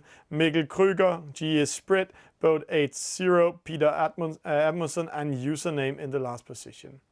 So boat 7-9, he chose us to stay on the starboard tack. And so he slows down a lot because there's less wind over there, where right now, Lucas Moore is going to be in the highest wind. He's going to be flying downwind right there, 16.7, 16.2. So he's catching up quickly, and he's going to continue because the green boat decided to drive earlier and take the right mark, where Lucas is going to take the left mark, and I think he's going to be in a better position because there is more wind on the right side of the course. And Norman, how do you see that there's more wind in Lucas's side? Oh, Lucas straight away attacking towards boat 7-9. He's attacking him. Let's see here. Starboard attack. Oh, he just managed to avoid that. So Lucas, quite aggressive play there. Yeah, he went aggressive because he's like, I'd rather for him than losing. But that may have not served him well. We'll find out. It's going to be a tight race, 6 meters only. Yeah. And the two other boats right here, Tatui and Gustav, they're fighting it out to the right. Why there's more wind? That's why I said it would be good to go. But look at Lucas. He's tacking off and saying, I'm going to go to the left, getting out of the wind shadow. That's what he did. Okay. Yeah. Boat 79 clearly still in the lead with 6 meters. And he's going to be because he's just in a better position overall. Yeah. Really nice. Really nice. Let's see what happens here. Tattoo coming in. Gustav Åsholm, he's coming in fourth. Lucas Moore, he's now in third. And actually, Lucas Moore was caught in wind shadow by boat 7-9 when they were going upwind. And now they are going in here. Let's see, Lucas Moore, it's boat 7-9, and we have Tattoo coming in here. So Lucas read the wind really well because he tacked over early under the ley line. Now he's above the ley line because the wind came into his favor. So without having to do another drive or attack, he was able to catch the ley line like he does. And so he did a really good job of catching up again. But he was slow because he had to keep adjusting his course to stay above the ley line. Let's see what happens behind before we are going to see the battle downwind. Mikkel Kruger, then 200. Gustav Åsholm. See, Lucas Moore and Tattoo are following each other. Those two know each other. Lucas Moore has been playing a lot with Tattoo when they're going downwind here. And the opposite side, boat 7-9. And he's away from the battle, but he's 0.5 slower than Lucas Moore. Yeah, because he chose this little, but the wind is coming to him now. So he's going to be fine, leading by 18 to 19 meters. But these two are going to duke it out. So Lucas just made a small trick on Tattoo, made him jibe. So right now Tattoo is going after the leading boat. Lucas coming in here, but Tattoo will throw dirty on Lucas when they're coming downwind here. No, he's tacking too early, jibing too early. That was not the best decision. He's going to make it. The wind is strong enough for him, so he's not going to lose his position. Question is, who's going to be second? Who's going to be third? Lucas is going to be second. Tattoo is going to be third. But more, is there any battles behind them? The battle for fourth, Gustav Åsholm is getting fourth, then 200 fifth. Who's getting sixth? See out there, we have a blue boat called Username. Mikkel Kruger, he's in 7 according to server, but he has the port tack side, so that means he will have the priority when they're coming in. So he's getting 6. Username 7, GS Brit getting 8, and Peter Admundsen, he is getting 9. Yeah, that's how that race goes. Quite clear. An interesting race on top. So boat 7-9 knows what he's doing. Definitely. Now let's see the scoreboard, shall we? There it goes. There it is. Boat 7-9 with a win, Lucas Moore with a second, Tattoo with a third, Gustav Åsholm with a fourth, then 205th, Mikkel Kruger 6, Username 7, GS Bit 8, Peter Admundsen, he is getting 9, boat 80 disconnected, boat 9-4 disconnected. But let's go in, this is interesting. Username got the best start, Lucas Moore best maximum speed, sailed the shortest distance, but he still lost. Yeah, the average speed sometimes, if your average speed is the top, then you're the fastest boat on the water overall. Um, we don't see the detailed information from each sailor, so we don't know what they have on other information. But you can see all these stats are good to know, but you never know who's going to win.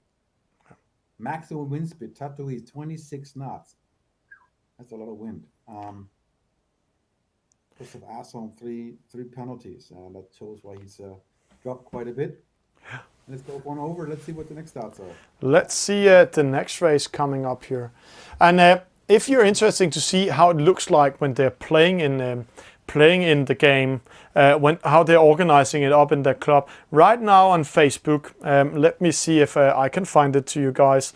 Right now on Facebook, there is a link shared on Virtual Regatta in Shores. And this link shows the camera in the clubhouse. So I will just show you guys how it is. They have a live feed up there, so we can see the players how they are doing things up there. So just 2 sec, and we will go in and see if we can have a live feed. We don't want to see Norman and I, because on Virtual Regatta in Shore we are live, but they have shared what's happening in Kodu. So let's try to get that one. See here. Let's see it here. We are just going into it. There you can see they are there, and we can see the chairman of the Danish Sailor Federation is looking too also there. A lot of people are liking it in there. We also giving them a like, and it's just been shared by Virtual Regatta, and they're sitting here live and playing and having fun. But if you want to see the in-game action, we can see they're getting ready. Then you need to go to our channel. So let's go into the next race. It's starting in here. We can see that's the other group with Felix Superman coming up. So let's see how they will do this one. There's a lot of practice races going on today. Nice. Yeah. Maybe it's giving some extra energy to. Oh, sorry guys. We just need to shut that one down. To players around the world to see that you can do custom race and have fun. The start has gone. Sorry, we just missed the start. But there we see boat 7-8 with a good start. Felix Superman.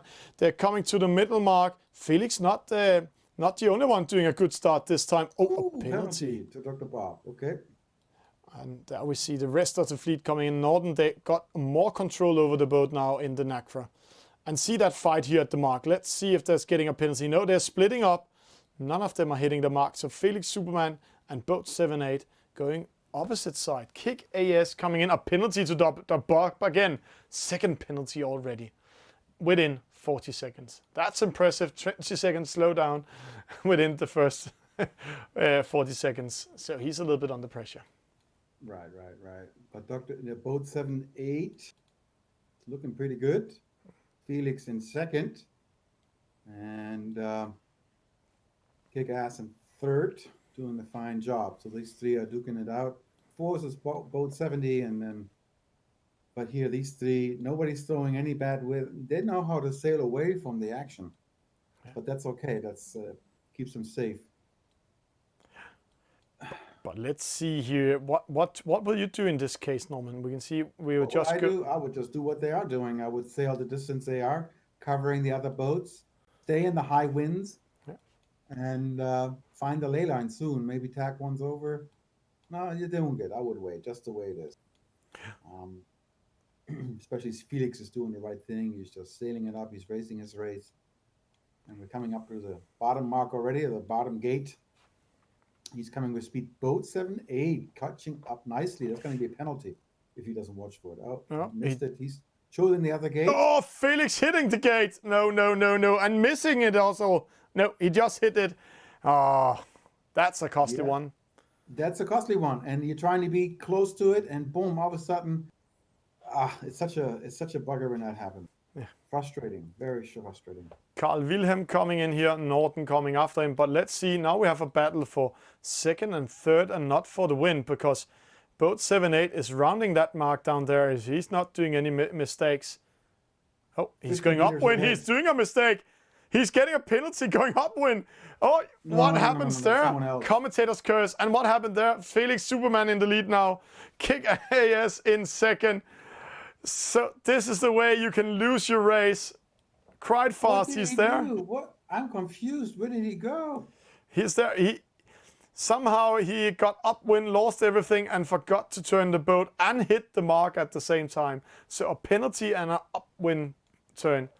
So he lost 45 meters plus what he was in the lead. So totally 60 meters in one move. Holy moly. Well, that's the way to give up a race. You were in the lead. This is like you could almost fly this blind, but obviously not. So no, you can't. When you're a young player and you're playing it for first time, you will you will try to do whatever you're doing to get in and get full speed on this race.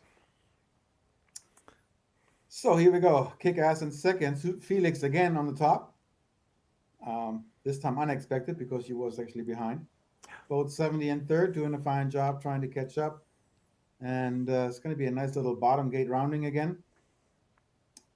Felix and kick ass. So he just out of the wind shadows, so they're both sailing the same speed right now. Look at that. He's sailing up faster to throw him some wind, some dirty air. Then tacking over to the right gate mark. I would have chosen the left, but no, actually I would have. No, I would choose that one, Hans. That's the shortest one to this mark here. But especially at the last gate, yes. Yeah, they're going into the middle mark. Reach mark, and once they're around that reach mark, they're reaching into the finish line. So, and that's where you have to hold your angle just right with the jib up, or take the jib down and sail. But it's always the finish mark can be finicky as well. But it seems like Felix knows what he's doing. Boat 70 coming up in third. Kick AS also notes. They're all good there. Any battles going on? They all seem to be quite spread out. Yeah. Carl William comes in fourth, around the mark. And then Norden in fifth, coming around the reach mark. And this is both the charm and also the hard thing about commentate e-sailing and sailing at all. It's because there's a huge difference for people that are really good at the game and people learning the game. And here we really can see that spreading out. We can also see Clayton still racing. He's 1,000 meters behind. And the same thing NDA is because they missed one of the marks in the start. So they're sailing around there and missing the marks and having fun sailing around. So Felix Superman with a win. But actually, it was boat 7-0 that was so close of taking the win. But something happened. He hit the mark, go upwind, and then suddenly he lost 2 positions, actually 3 positions. But he finished up getting in third. Let's see that one here. See there at the gate mark number 4, boom.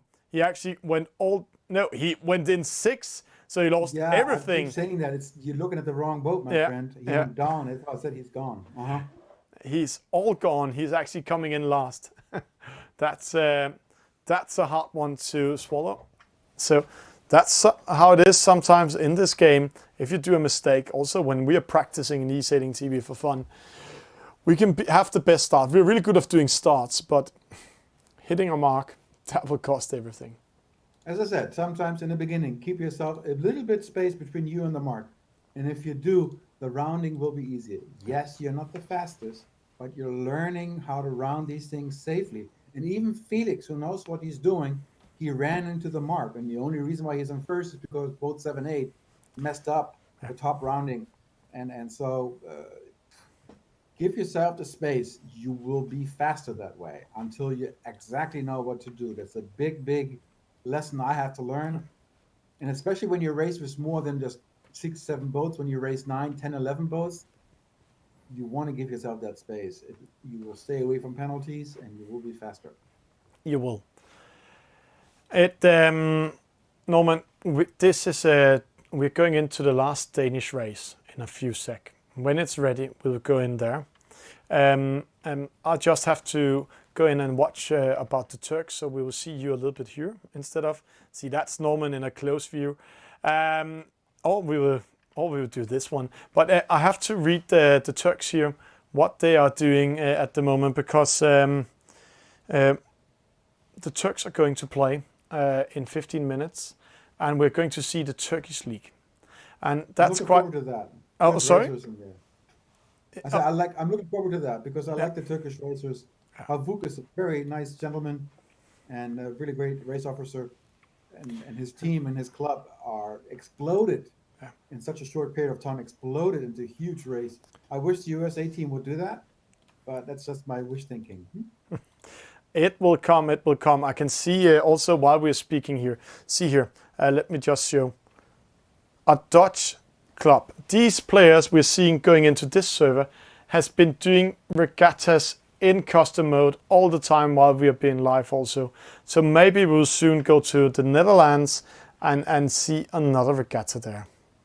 See, it's growing and growing. It's getting bigger and bigger. They're all pro sailors. Look at them. The Danish teams, they're all pro sailors racing. So these guys are pro racers on the water, and they're practicing on e-sailing to get better. Look at that. Pim, Daniel, John, and Ripbrand. Yeah, and maybe we will see, sometimes we'll see Bartlett Briggs in there also.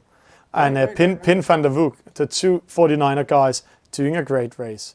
So the last Danish race coming up here with us.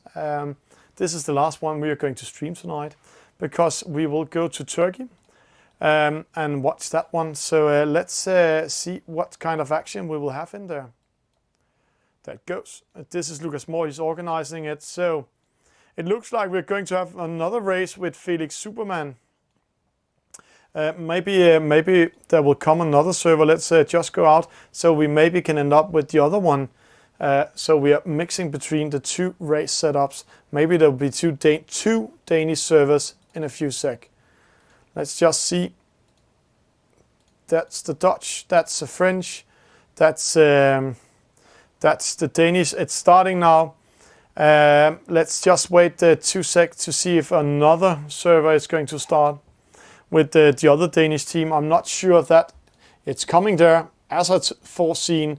So let's go in to take this one and end up with Tatø, Lucas Moore, and both 7-9 and Peter Almundsen for tonight in the last race in the J17 before we go to Turkey. Right.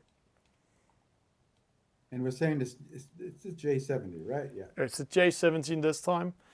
Wind shadow 30 meters. Upwind in velocity made good if you have the best angle. Maximum speed 6 knots. It has a really good dynamics when it's going downwind. It's going from the speed it has to top speed within 3 seconds. So it's a really fast speeding boat going downwind. Thomas, I really would like you to make a little to learn what a tack and what a jive is. I think that's a really good lesson to learn for any sailor, especially for e-sailors, so they understand the terminology. I just looked at that when I saw this boat sailing on this poor tack. And what would it mean to jive, or what it means to tack? Let's take that later, because when we're going into it's a good suggestion for e-sailing and the lessons to learn. Yeah, and see, it looks like more and more sailors are getting a little bit tired up in Skovshoved. We only have 1, 2, 3, 4, 5, 6 sailors in this race. Normally we've been seeing 11, but that's also okay. They are here to learn and to try the game, and then they can go home and play it. But every 3rd week they will have these races and come together and play it. It's a really good way to learn, for sure. Build a nice group. Again, I will offer this as well in the US server, that we'll be making teaching lessons. We may not make it live stream, we're just making lessons. So but that's a whole other story.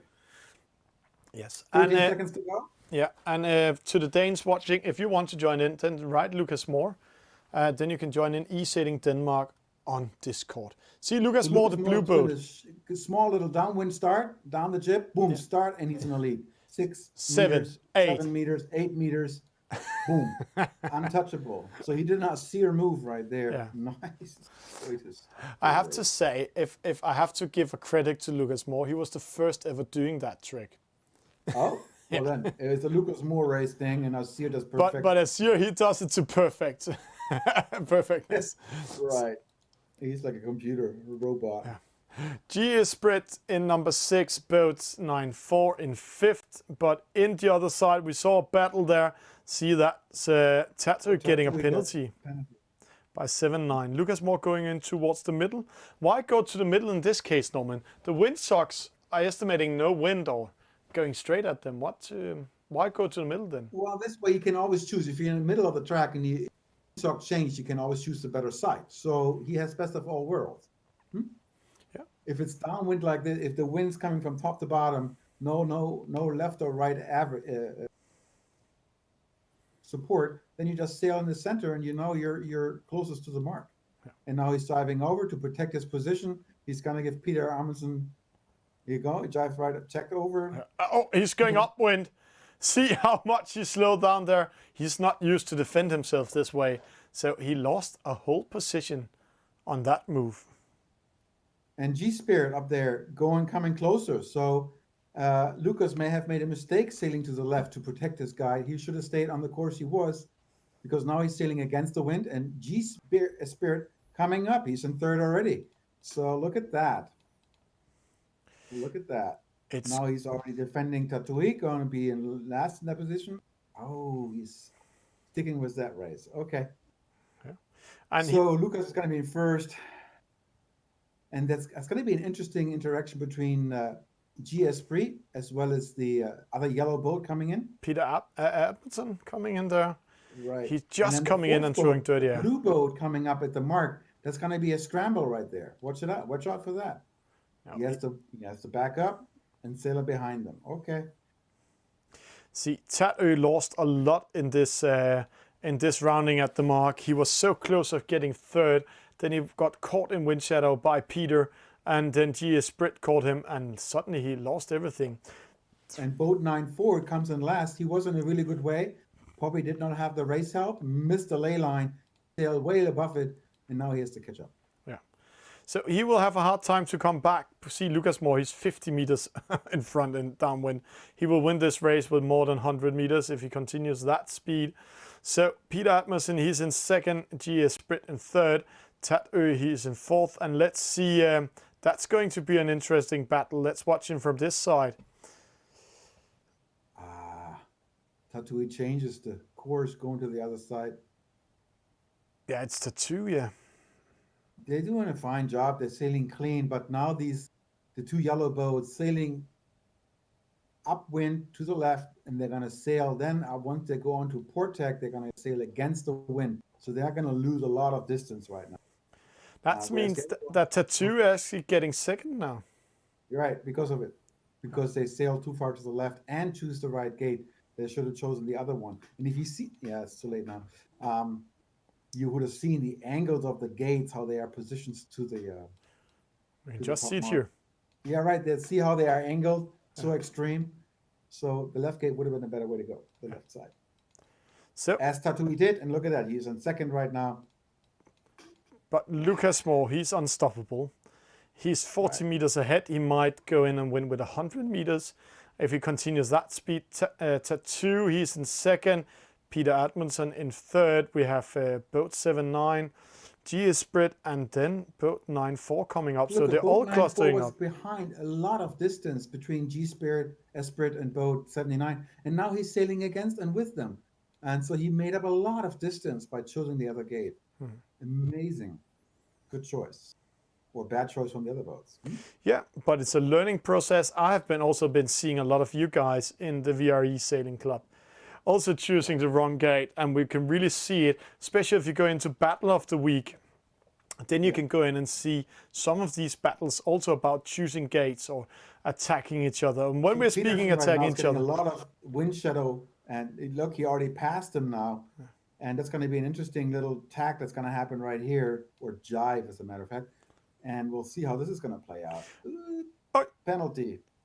Peter, he was not ready for that one, so got a penalty by 7-9. And he did the right thing. So boat 79 did the right thing.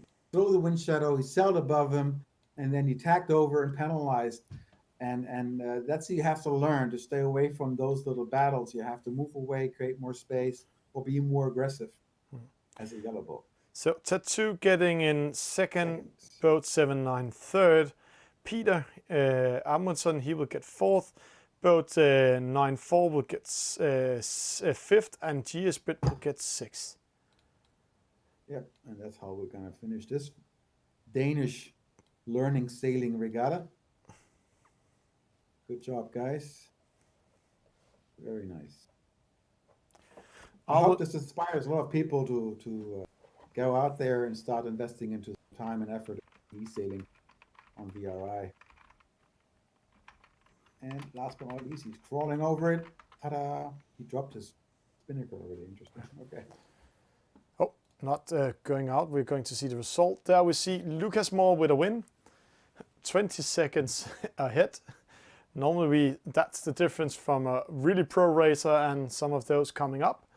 To 2nd, boat 7-9 3rd, Peter Amundsen 4, boat 9-4 5th, GS Brit 6, and boat 8-0 7. So Norman, that was visiting. That was the Danish side. Now we're going flying to Turkey. Same colors. Yeah. Red and white. Red and white. Symbol, huh? Different languages, and for me, some whole bunch of new names we have to learn. Oh, yeah, twisters. Yeah, but before going in there, for all of you watching, and also if some of the Danes in the sailing club is watching, here's a small learning video about wind intelligence. We'll be back after that one and get ready for the Turkish League. And if we cut off the connection for this learning video while Steve is racing in the end of it, it's because the Turkish League has started. So we will be back in a few minutes. Racing themselves at the committee boat at the moment. The wind is coming straight at them. It's coming a little bit from left towards right, but it looks like we're going to have a wind shift up there. Hi, Thomas from E-Sailing TV. Today we're going to learn something about wind intelligence, how to read the wind, how to use it. If you don't know much about sailing and capturing wind, go to the sailing school and learn the basics. Here you can see if you get the wind into your side, you can sail the boat. If you're going straight up to it, you will lose it. But again, how you capture the wind also decides are you sailing a long or short distance. We have something called the best VMG. Best VMG means best progress towards a mark, a top mark in a certain angle. And you can see here my windsock is turning green, so I have the best possible angle, but it doesn't mean that I'm sailing the fastest. The same thing I'm going to do downwind.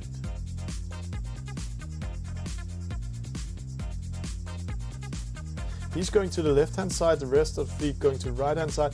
This is interesting because see those windsocks. The left windsock going from left towards right, the right windsock going right towards left, and the same thing the middle sock are doing. So where will the wind shift be? It's actually a bet right now. They're betting which way to go. So let's try to analyze a little bit on Baumhaus from Germany, see how he's getting the wind over the side. He's trying to read the radar and estimate the wind doesn't want to shift, maybe giving him an advantage so he's still keeping the wind over the side. That's good news for him, see how he's doing. So Guro, he's in second, Noam in first, but we have to watch Baumhaus on the left hand side. He's coming with speed and see, according to server, he's in second now. He went to the left-hand side, and the windsocks, they haven't actually not changed at the moment. Only the middle sock going a little bit left forward towards right. So see Baumhaus, he's going from position 4 to position 1 because of strategic thinking. When you're racing a race, example here in the starboat, really need to look at your windsocks. Right now we are in 2D mode. Here you can see your windsock in real time, where the radar in the top left corner, that's an estimate. You can see the difference from 3D view. Here you can see you can't actually calculate or see where your windsocks are going. What we are watching is where the windsock or the wind are blowing. Is it going over the side or over the nose? Right now it looks like it's going over the nose. So when we're tacking to opposite side, see here, it's going more over the side. This means actually I'm sailing a shorter distance than when the wind is going over the nose like this.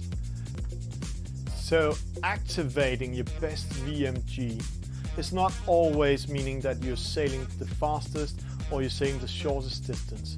So it's all about how you're tacking. See, at the moment I'm tacking over, I'm getting the wind over the nose, so I'm sailing a longer distance. Tacking back, I'm sailing a shorter distance. Here, and I can turn. I think I can get, if I can get in front of everybody, which is looking good at the moment, because I'm looking at the windsock. See, the windsock at the moment is good for me, and shortly the wind's going to move back from the right to the left. So just keeping an eye on that.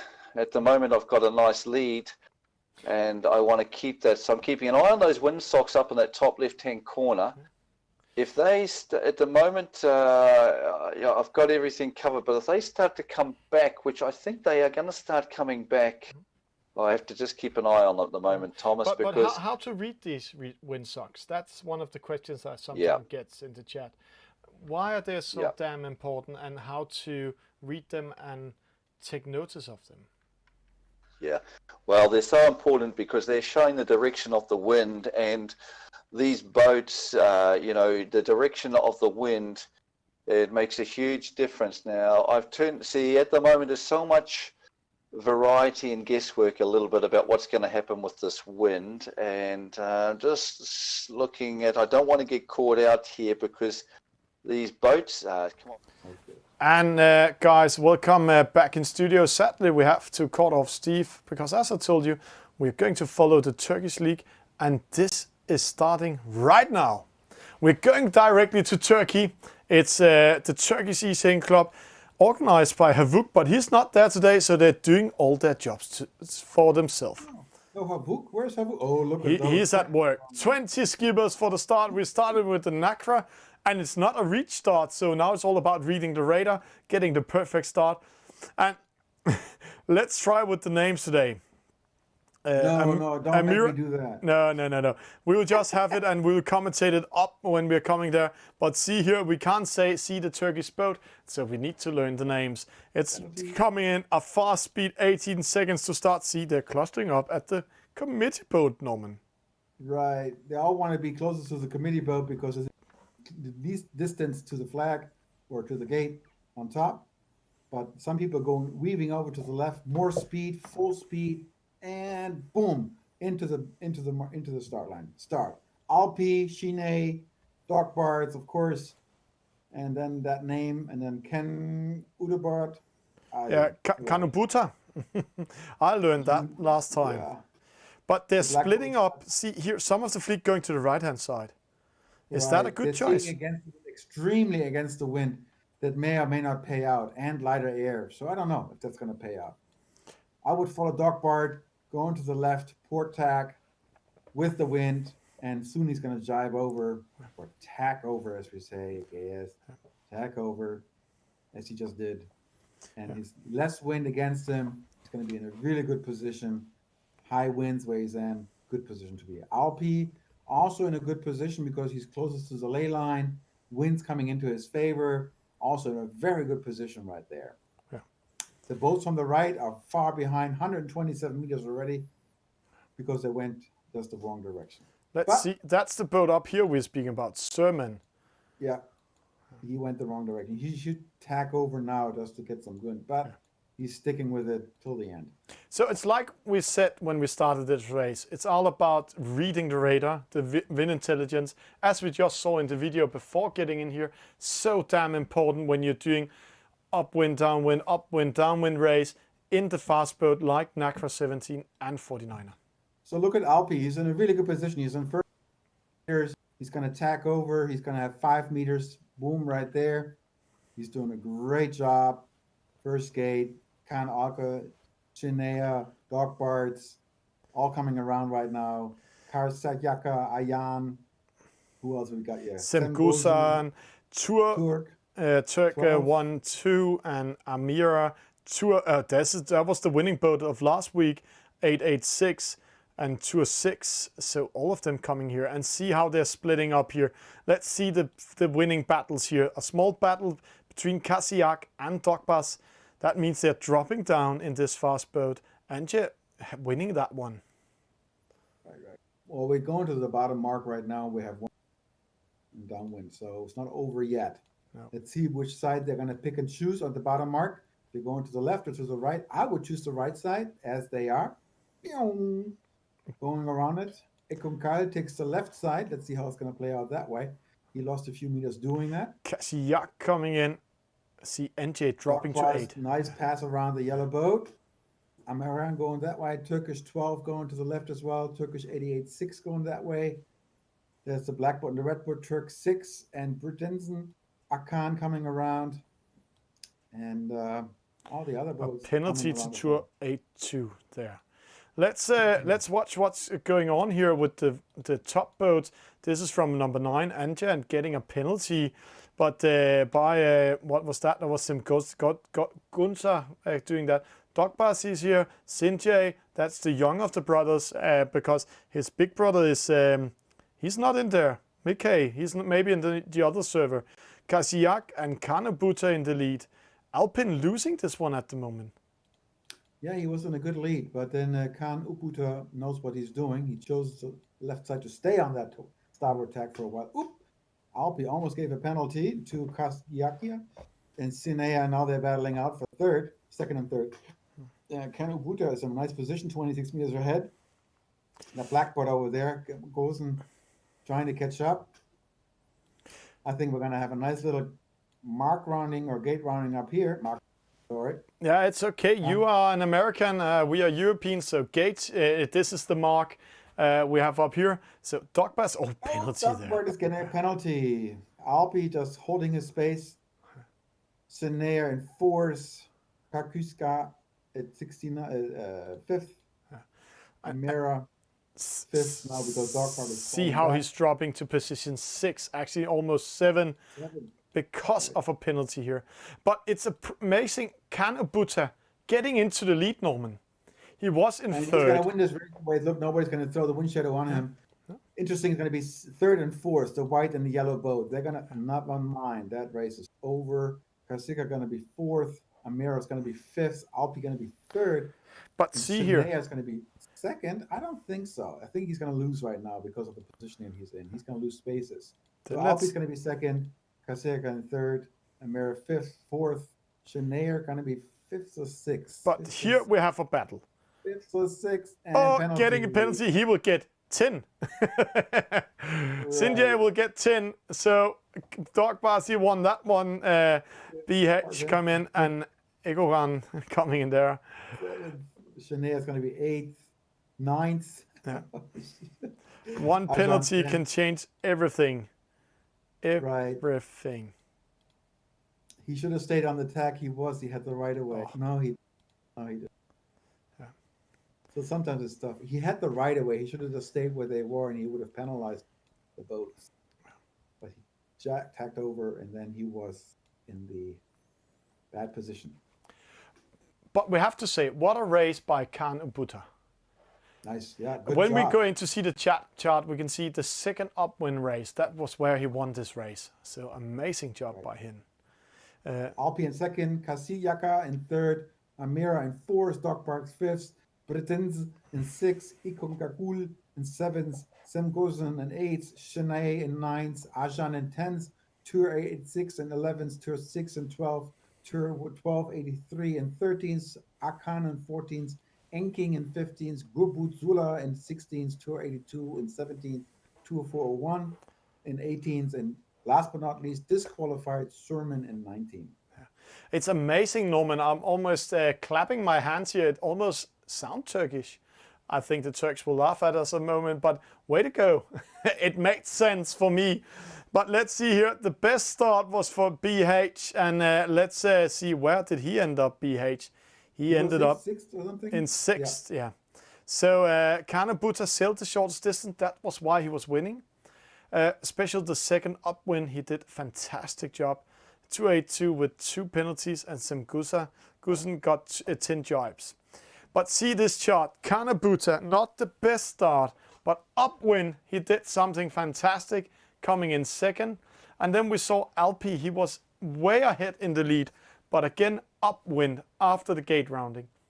Kanabuta won with 20 meters.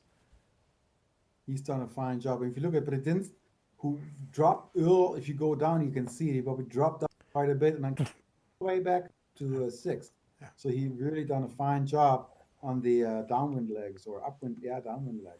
Yeah. 3rd and 4th. Okay. A good start in the Turkish league. And here we can see they have been playing before. But most of these players also are sailors themselves. I only think there's 2-3 non-sailors. Rest of them are sailors, and they know each other. They are also, some of them, part of the same sailing club, and one of them is actually a coach for most of the other players. So he's a little bit older than the others, but that doesn't matter anything in this game, Norman, does it? No, everybody can race it, everybody can sail it, and everybody brings their experience into this game. And who knows? You never know. We never know. We can see the Danish league has made one huge server with 16 boats together, but we are getting ready to the Turkish boat. We're just waiting for them to come in to do the next race. But it's amazing, Norman. I'm actually pleased. Try to see here. This is the Danish league. They're having fun. There's 16 boats now, so they're trying to do what the Turks are doing now. Then we just saw these are the Dutchmen we've been seeing all night having fun together. All sailors. And then we have this is boat 8118 just trying to do it. See if somebody will race him. Same here, a Italian boat doing. They can go in and have some fun with it. But we are waiting for the Turks. It's coming up there. See, Tour 886. He is the guy organizing everything tonight. Way to go by him. Way to go by him. So the hat off for him. If you think this is like, wow, just setting up a server on Virtual Regatta, that is not it. There's so much behind the scene that's happening to make this happen, to create the scoring, to organize the whole chat, to make sure everybody is aware what boat, who's going to be what's the code, because these are codes that are being used to be able to enter this race. There is so much happening behind the scene that you need 2 to 3 race officers to make sure this is all happening fluently. Yeah, and at the same time, they're also writing down all the stats in their programs. And I see they're not using sailing racks today. They are using their own Excel sheet. Right. So they really need sailing ranks is the same as an Excel sheet. Yeah, but there's a huge difference in typing in, because in Excel you need to say it has to sort the things out, but it's not doing that it's doing that automatically in sailing racks. Norman, it's amazing to see these Turks. We are at 20 boats online today, so we're going to follow the same race all night, and it looks like we're going into the next race.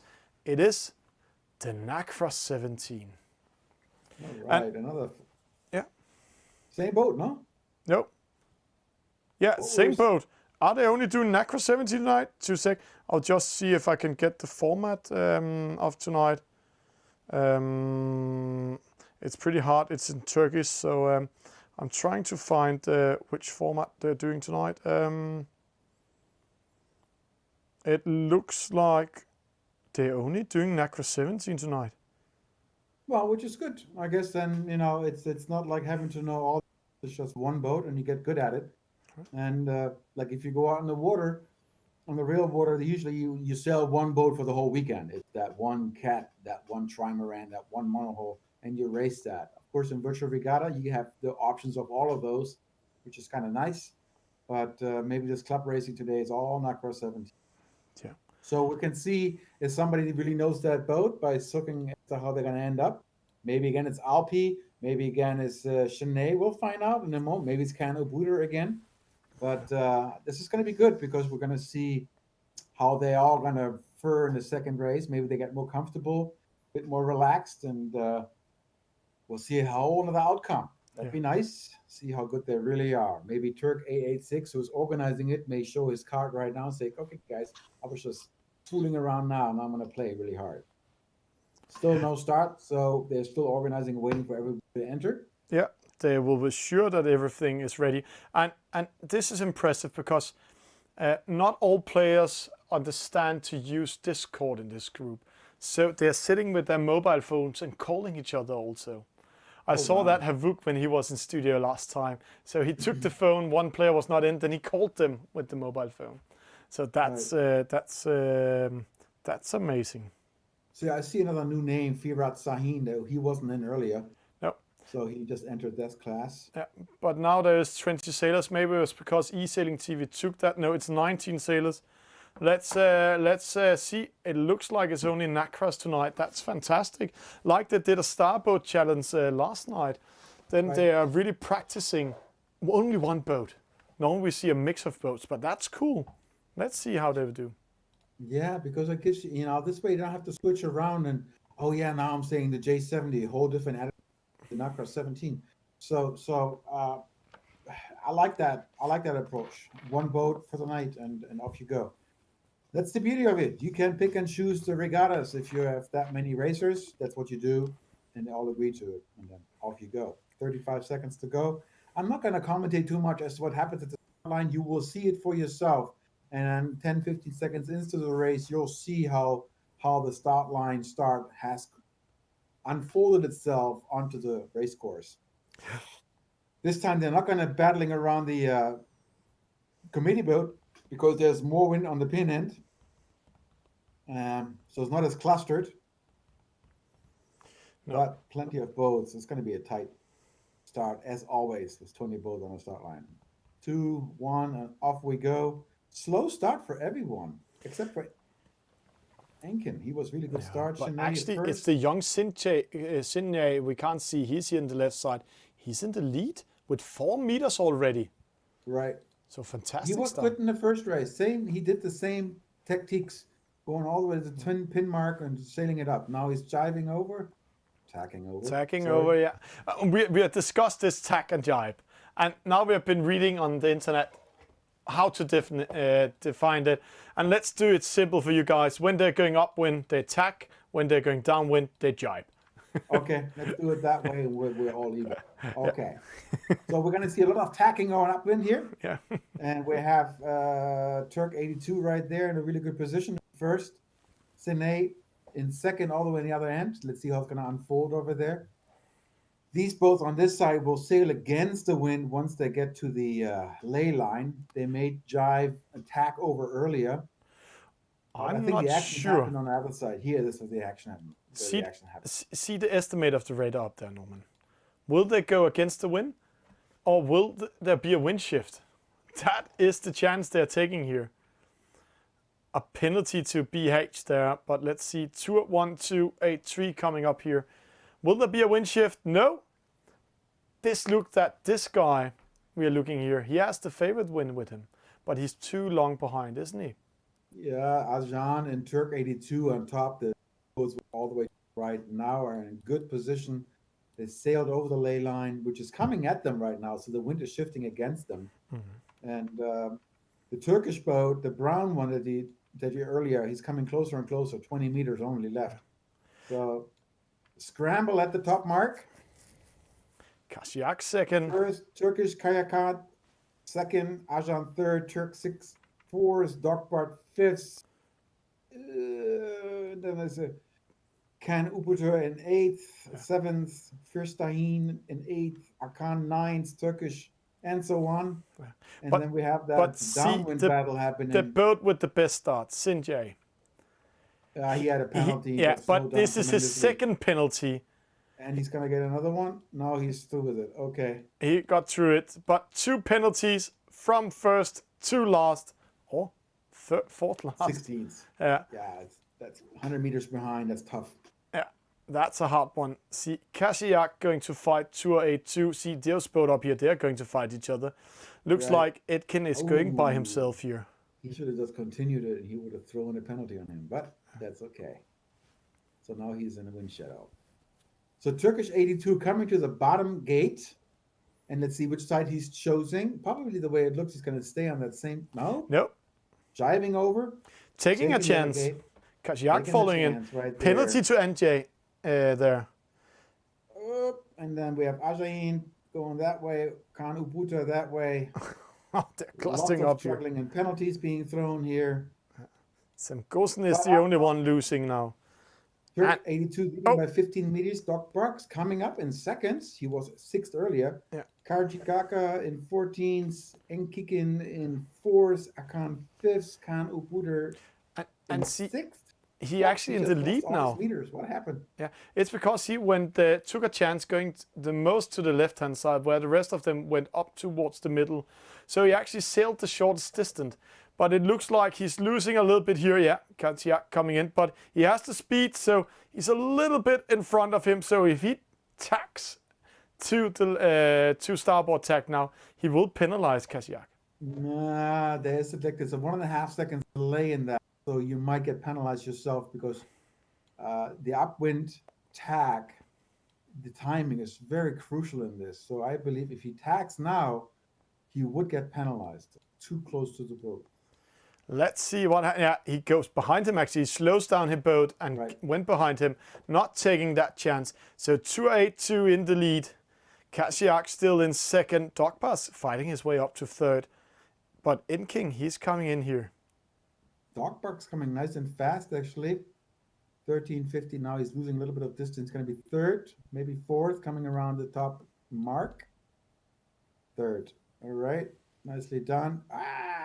Kanu Buta got penalized. So he's not going to be first this time. No, but still, it's a good result if he's getting 7 in a 20 skippers race. But let's see how much he's slowing down. 7. So now we have a battle here. The battle for the victory is between 282 and Kasyak. But they have to look out of Dokas. He's coming in from behind.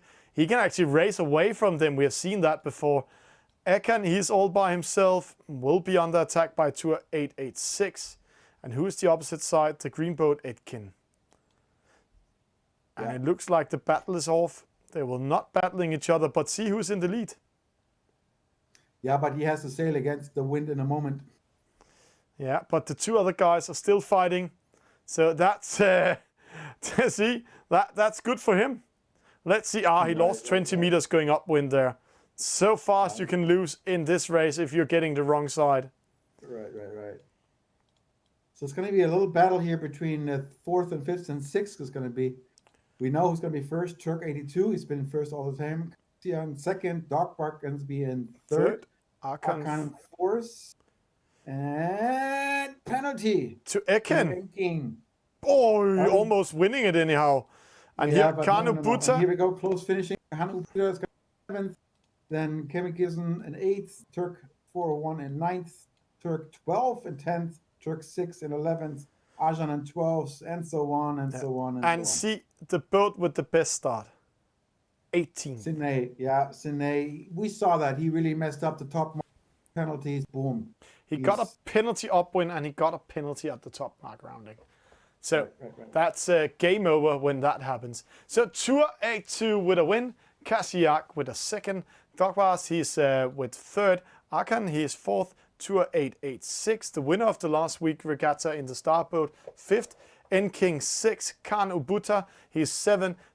Gusen, he's 8. Tour 410, he's 9. Tour 1283, he is 10. Anjan 11. Tour 6, or Turk 6, let's just call them Tour 6. 12.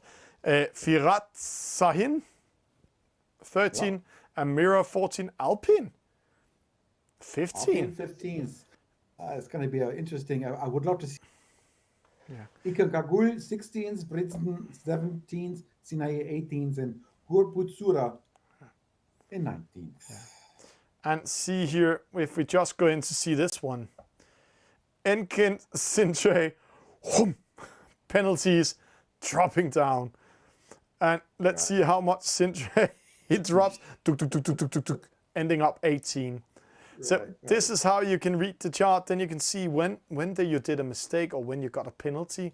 And you can see Tour 81 did a good upwind race. Dogbass actually lost. Remember, he had to go behind the boats at the top mark, but then he fought his way back to third. That's impressive. So very good races by all of them. Right. There's speed on this race in the Turks today. They're really doing a fine job. It's actually enjoyable to watch this fantastic regatta they're hosting tonight. I'd love to see the scoreboard, but they don't post it, eh? No, but let me see if I can find it here. Then I can tell a little bit about it. 2 sec. Nice to have it if they have a post of some sort. The way you're organizing an e-sailing club like this, especially if you really want to get into e-sailing TV, is create a Discord group. Invite all your friends into Discord. Invite e-sailing TV in. Then we can see everything. And actually, we can help you if you're riding VRE or the American club or the Turkish club. We can help you to organize it so you can actually go in and find out what's happening in it. And I have the scoreboard here in front of me at the moment. So Kashiaki is in the lead with 5 points. Kanabuta 8 points. Dogbars 8 points. Semgusa 16 points. Tour 886 16 points. Alpine 17 points. Amira 18 points. Akan 18 points. 282 80 points. Anjan 21 points. Enkin 21 points. And so on. So it looks like between second and 12th, we're all between 16s and 18 points. Is that it? Top 1, 2, and 3. There's only 3 points in between. Okay. But 4th to 9th, that's from 16 to 18 points. 10th to 14, that's between 21 and 23 points. So it's actually a close race tonight. How many races they have planned? I can't see that in this one, but as I remember, they always do 6 races. Okay. Lots of action still to come and lots of changes in the scoreboard for sure. This is just the beginning. So, And nice I have to say to all you guys, it's only the NACRA 17 tonight. Fantastic to watch an e-sailing club doing only one boat type. So we can see if they're getting better and better to it, and if they're doing the same trick, and how they react to the wind up there. So good races by them, good races. So maybe I will try to see if I can get the scoreboard in the next race here in studio. Let's see if we can do that. We just do a little magical trick and see it. I can see next race coming up. Let's get in and see how they're doing. See, they're joining in nice and slow. And I can see, I don't understand Turkish, but I can see the start is set to in 3 minutes. So they have 3 minutes to join in. And when everybody's in, they will start the race. And this time we have a reach start. Yeah, this time a reach start. That's fantastic. So 2 upwind, downwind, and maybe 2 reach starts. That could be great. It's a reach start, right? And then we have a reach finish as well. So this is going to be, again, if you know how to reach start, have your time help to the line so you know what timing you have, and then have enough space at the first reaching mark so you do not get penalized, or you're in a good position if you're on the left side that you can penalize someone coming. So lots of techniques that are working. If you're coming from the committee boat, you have a better angle to the reach mark, but you're also further away, so you have to sail more distance. If you're closer to the pin mark, to the reach mark, you have closer distance, also a smaller angle. So if you're still around 90 degrees, you have a good chance to be coming around, but you're also getting the wind shadow from the boats coming from the committee boat. So a lot of techniques. Be fast on the start. But be foiling and be hauling ass. But we have to say the first 45 seconds, actually the first 40 seconds, means everything for who will be in the fight for the win. In most cases, yes, unless the wind throwing you some really bad curves. But in most cases, if you're reading the radar so bad, then you're not in the top lead. I have to say, the only thing you can lose it is be out of the top lead of the 4 to 5 top boats. Thomas, I have seen the 20 boat regattas in our races where all of a sudden the wind is doing something outrageously crazy, and even the ones who knew what they're doing all of a sudden were losing the positions because the wind just completely shifted from one to another side, and you're like, what?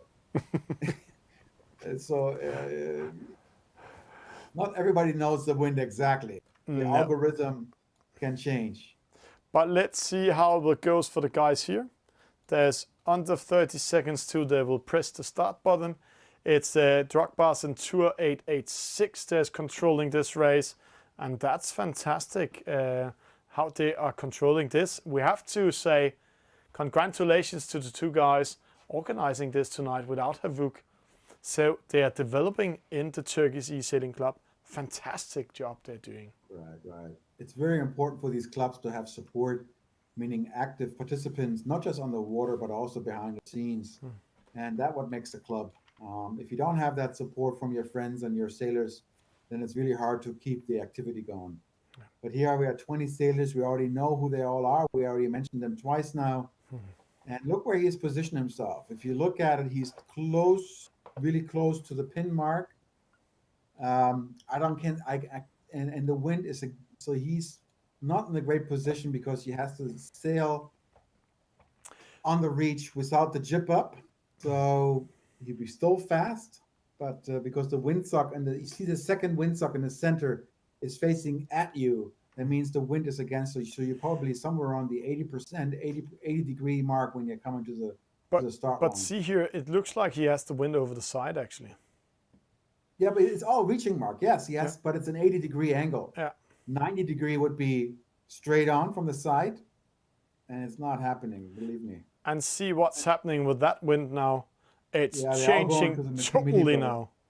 Wow, the wind is really changing. So you really want to be close to the committee mark and sailing towards the gate with nearly 90% angle, because it's such a strong wind against you. 5 So the boat seconds. all the way in the bottom, they're going to be slow, slow, slow. I'm telling you right now. But see, 1 false start, 2 false start, 3 false start in the start. But who will come first to the reach mark?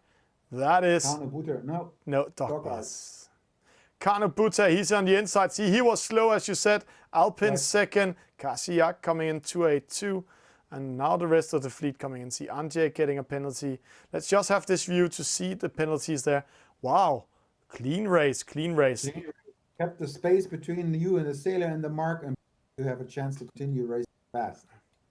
Already at the top gate. Button gate, please. Takes the right side. Alpi following, and on the left side we have Can Oputa as well as Turk 82 taking the other side. Personally, I have always penalty right there with the green boat. Yeah. The yellow boat. A lot of penalties again in the behind boats. But now it's all about reading the wind. It's all about sailing the shortest distance upwind. Yeah, this is how you win in upwind in the NACFRA. So what to do, Norman? This is such a tough one to read, really. I still have to read this, and I'm like, I second. Is this the right way to go? But it looks like he's winning meters now on Kanubuta. 282 is also winning on him. This is Dogbas we're seeing here. Right. Yeah, but he's in a good position because center of the race, and everyone else is to the right or to the left. They all have to make still distance to come to where he is at. So Turkish 82 seems to be, these two boats are really far behind. Yeah, but it's number 4 and 6. Yeah, but they're sailing against the wind, so I don't know. Let's see, they're coming to the top mark now. Now it's going to be exciting. What to choose, what to do. Sail the shortest distance, please. I'll forget. Docker did a really fine job heading this one. I'll be in second, turning around. Enking choosing the other direction. Turk 6, Kan Ubuta coming around. Garitka, Akan, Sene, Akan again. Turk 401 coming around. Britons coming around in 11s. Arjan in 14s. Lots of action. Turk 12. 2 penalties there. 2 penalties. Shanae again a penalty. Such a good sailor, but he's making mistakes at the marks and gates. And here is a wind shadow battle. 4 boats fighting each other. Alpin going behind all of them. Going around him, but he's in a wind shadow right there by some. Docker is definitely going to win this race, doing such a fine job at the gates. He can still go in panic at the top mark, but let's see what happens. He is in a comfortable lead, but 208 they're coming. Kasiak 4th, Alpin following, but 282 and Kanubuta going to right-hand side. Again a split. We'll see how it plays out. I mean, let's see it from the chopper. See, there we have Dogbas, Enkin and Kasiak. Opposite side here, we have Kanubuta, Tour going over there, and then we have a lot of boats in the middle. Right. So if the race continues like this, Docker is going to definitely create some good points on the scoreboard because he's again in first. Very nice. Turk 6 in a really good position right now.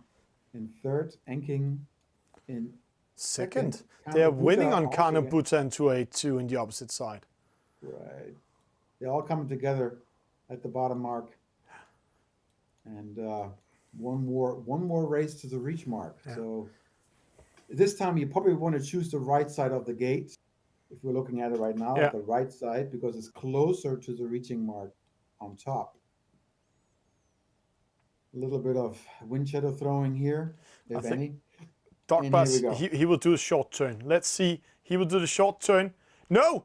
No, no, that's a very bad decision. Luckily for him, he's way ahead. But Enkin following him. See, 2-8, he will win on Enkin this time. Let's see that.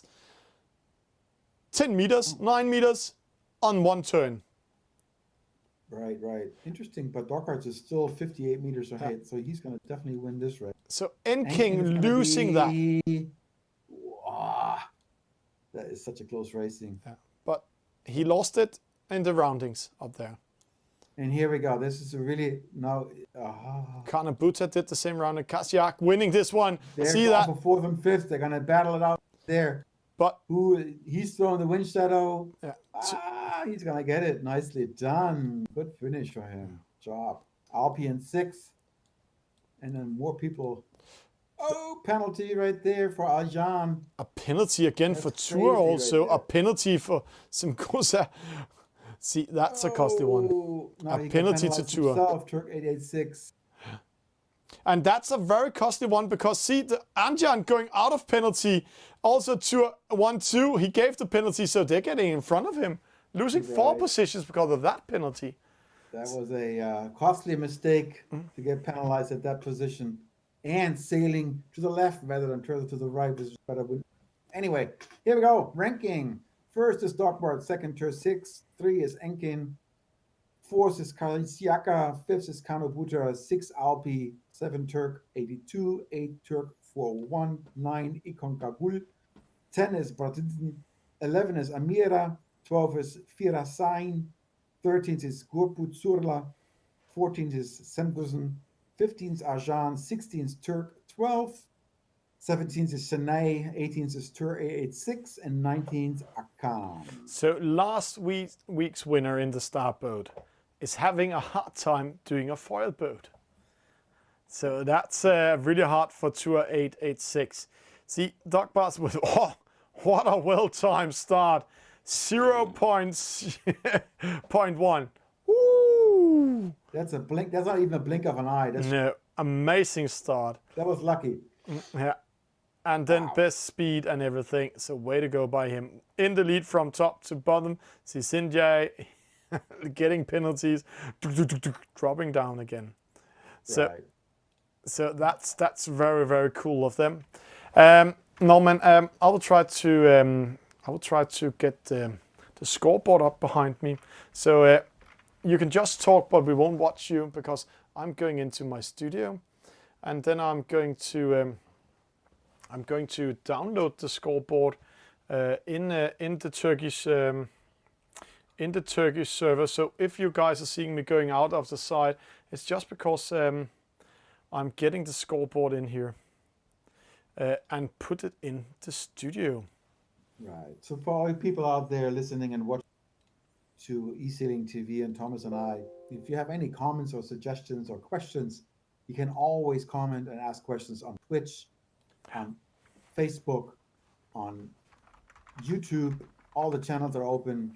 Twitter. You can always chat in, chive in, and say, "Hey, man, how can I be part of this?" And ask the questions. Thomas is a resourceful man, has all the connections to all the outlets and all the servers. Yeah. And so if you have burning questions, go ahead. And here's the scoreboard already. We will just These place after it two behind races me or after instead three of. races? That's after 2 races. Okay.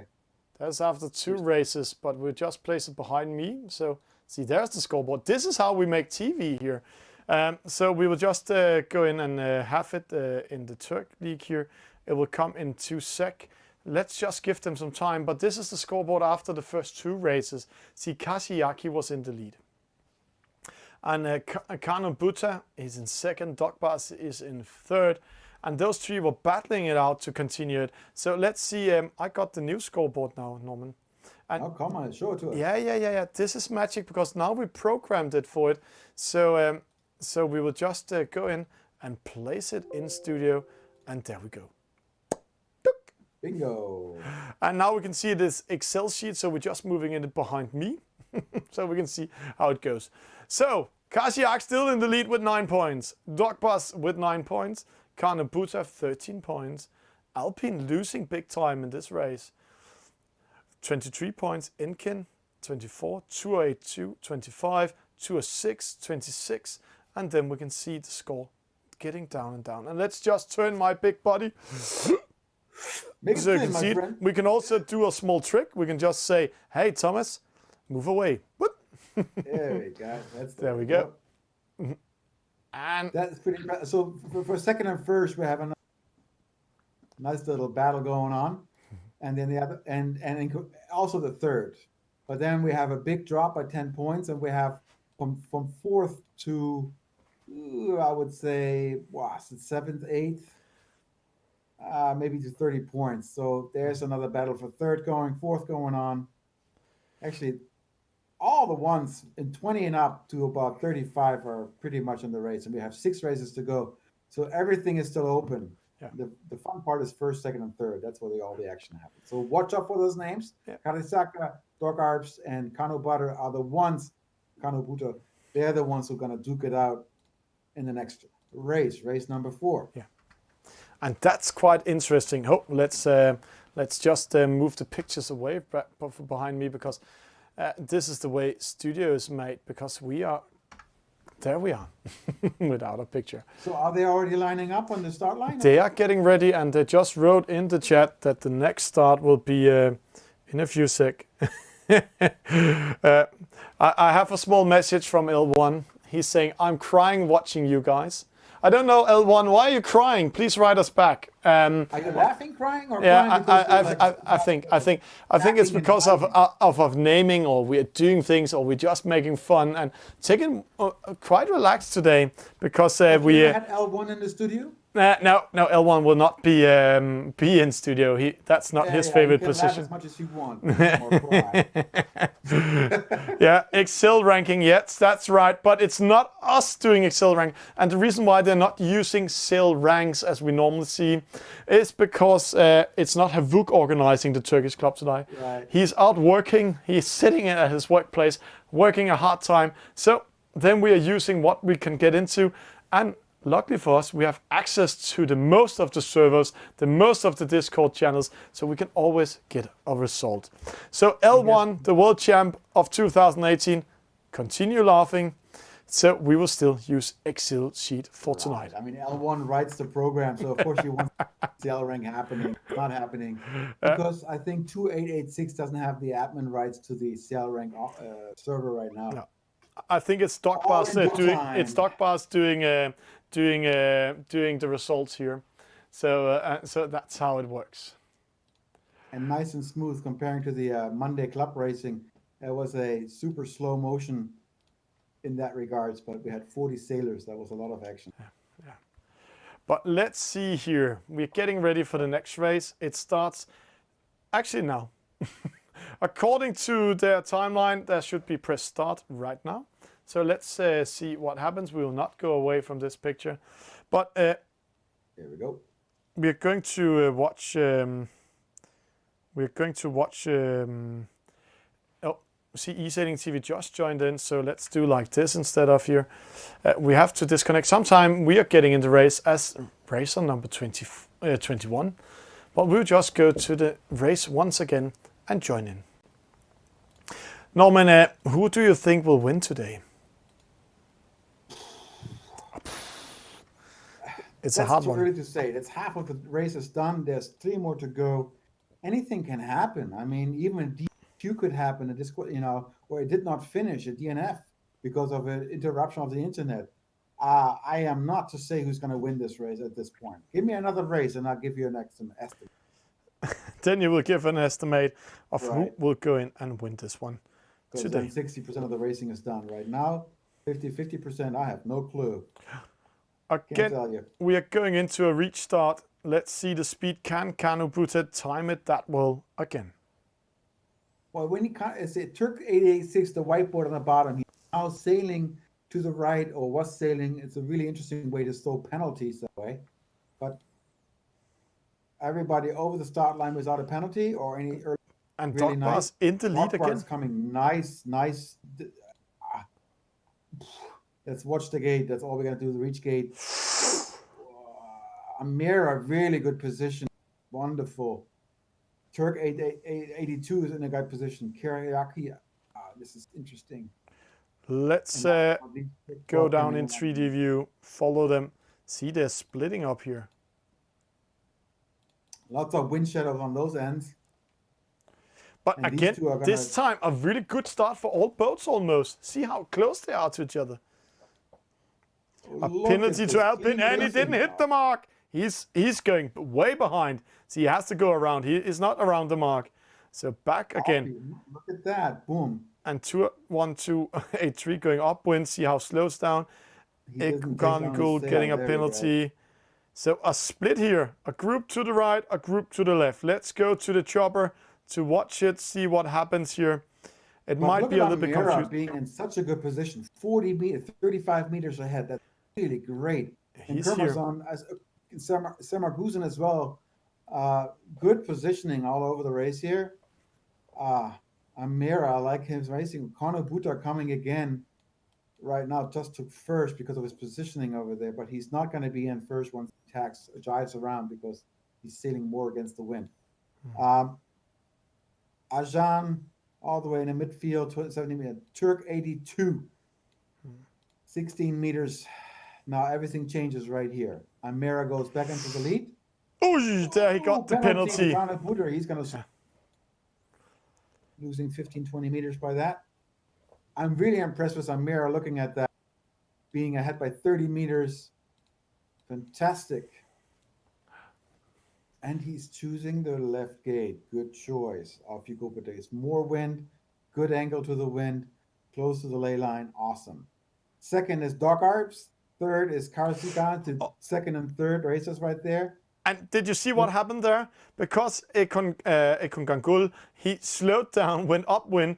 The two other boats behind him sailed up to him, into him, and got a penalty. So, and that's also a trick here. Right. But Look at this right there. Nicely covering him, trying to wind shadow him. Dockhurst and these two are going to battle it out, losing more first by 6 meters. Fantastic race by him. If he doesn't make any mistake at the top reach, top gate, then he's going to win this race for sure. Yeah. Let's see how these two are going to duke it out right there once again. Dogbar's attacking, and this means 282 can go in. You could have just penalized him. Yeah, he's too polite. No, we're going downwind. Never mind. Take it all back. Dogbark's in second. Penalty to 282 for sailing into Kasiak. So. Wow. So it's... And Semgusa with an unforced penalty, and also Kangul with an unforced penalty. Firatsani with an unforced penalty. They all hit the mark. So that was not the roundings they were dreaming about. So no. Amira, Kasiak, Dogbas is fighting it out here. Kasiak, whereas Dogbas is the opposite side. That's going to be very interesting. See, he lost 40 meters to go to that side, but we know we cannot trust the server upwind. It will change when he's coming closer now. Let's see. He has the better wind angle sailing this way, right? 11 meters, 9 meters, so 7. He caught up to Amira quite well. Yeah, but it's going to be a win for Amira. But who will take second and who will take third? These two were battling it. And looking at that windsock, I will go to the right side coming around that marking up there. And Amira is choosing the other side. So he might lose his place. Let's see what the Dogbas is doing. Oh, Amira, he will win. Dogbas is following him. Kasiak also. Interesting choices. But okay, they're doing a fine job. They're doing a great job. Huh? Fantastic. Everybody else is coming down to the bottom mark and doing their thing. But these now two we have a fight. They're duking it out. Lots of wind shadow right there, slowing down the boat. Dogbas losing 0.5 in wind speed, but he has pressured Kasiaka outside of the reach mark. This means Dogbas, he will go for the win. Second, Amira with a win. Dogbas way to go defending that second, Kasiaka third. But who will come in here? Fourth and fifth, but it isn't on Turk 6. Let's see how they're gonna. Oh, watch this! Watch this! There they are. No, it's 2-6 taking it. But this is interesting. Oh, penalty, penalty, and penalty. See, 5 boats, 3 penalties, and a boat Akan going up when losing whole momentum. 6 penalties. Ekin sneaking in, see, sneaking in front of all of them. Coming from 12th, ending up 8. And Arkan dropping and dropping because he chose his angle so far to the left. Yeah. That's a bummer. That was not the decision. It looks like actually it disconnected. Maybe lost connection and then it finished the race. Sometimes that's happening. And we have one boat having cheese and wine, nice and slow going in. It's not foiling at all. That's also how it goes. So He has some Turkish delight. That's what he's eating yeah, right Turkish delight. Okay. So Amira in first, Dogharps in second, Karsiaka in third, Tour 6 and fourth, Bidrinten in 5, Tour 82 and 6, Ferhat Sahin in 7th, Enking in 8, Tour 886 and 9th, Akan in 10th, Ikan Kakul in 11, Arjan in 12th, Semgozen in 13th, Sinai in 14th, Gobu Zula in 15th, Tour 401 and 16th, Tour 12 and 17th, Alpi in 18th, and Kano Buta disconnected in 19th. That's a really bummer. Maybe he lost connection. We know they have some issues with internet sometimes around the countrysides when they're there. We don't know where he's sitting. So that might be why, and also LP. So As I said, you don't ask me who's going to win this because this is what happened. Look at Amira. Yeah. Look at his, go back. Look at his scoring on that. Amira. He did it all. Best start, best average, best max, and best distance sailed. I mean, come on. I mean, no wonder he won this race. But let's see. Alpine, he lost connection at the first top mark. No, he lost it at the gate mark. No, yeah, he lost it at the gate mark. Kano Buta lost it at the gate mark also. The last gate mark, second downwind race. Then he lost connection in a position 11. So it doesn't look like he disconnected on purpose. If they have a discard, they might be able to do that. Let's see what they will have. We don't know it. We will get ready to go into the server in 2 sec and get a scoreboard up behind me. Let's just join in this E-Sailing Club, Turkish Esailing Club. It's not ready, the scoreboard yet, so we will go back and watch our beautiful face of Norman sitting in Florida. And see, I'm all pale and Norman is all, yeah, brown. And actually, he's a European originally. Yeah. But you have more sun than we have here in studio. Yes, we do. Agreed. So I need to wear makeup soon, so I can see like I'm also having some sunlights here in Denmark. And actually, when we are saying nice little UV light in your face, you know, that might work. A little solar, so you know, a little thing. Yeah, do that. Go get some color. But then you're Danish. You have all the rights to be white. Come on. I have all the rights to be white. I can see that the Danish league are going into a medal race now.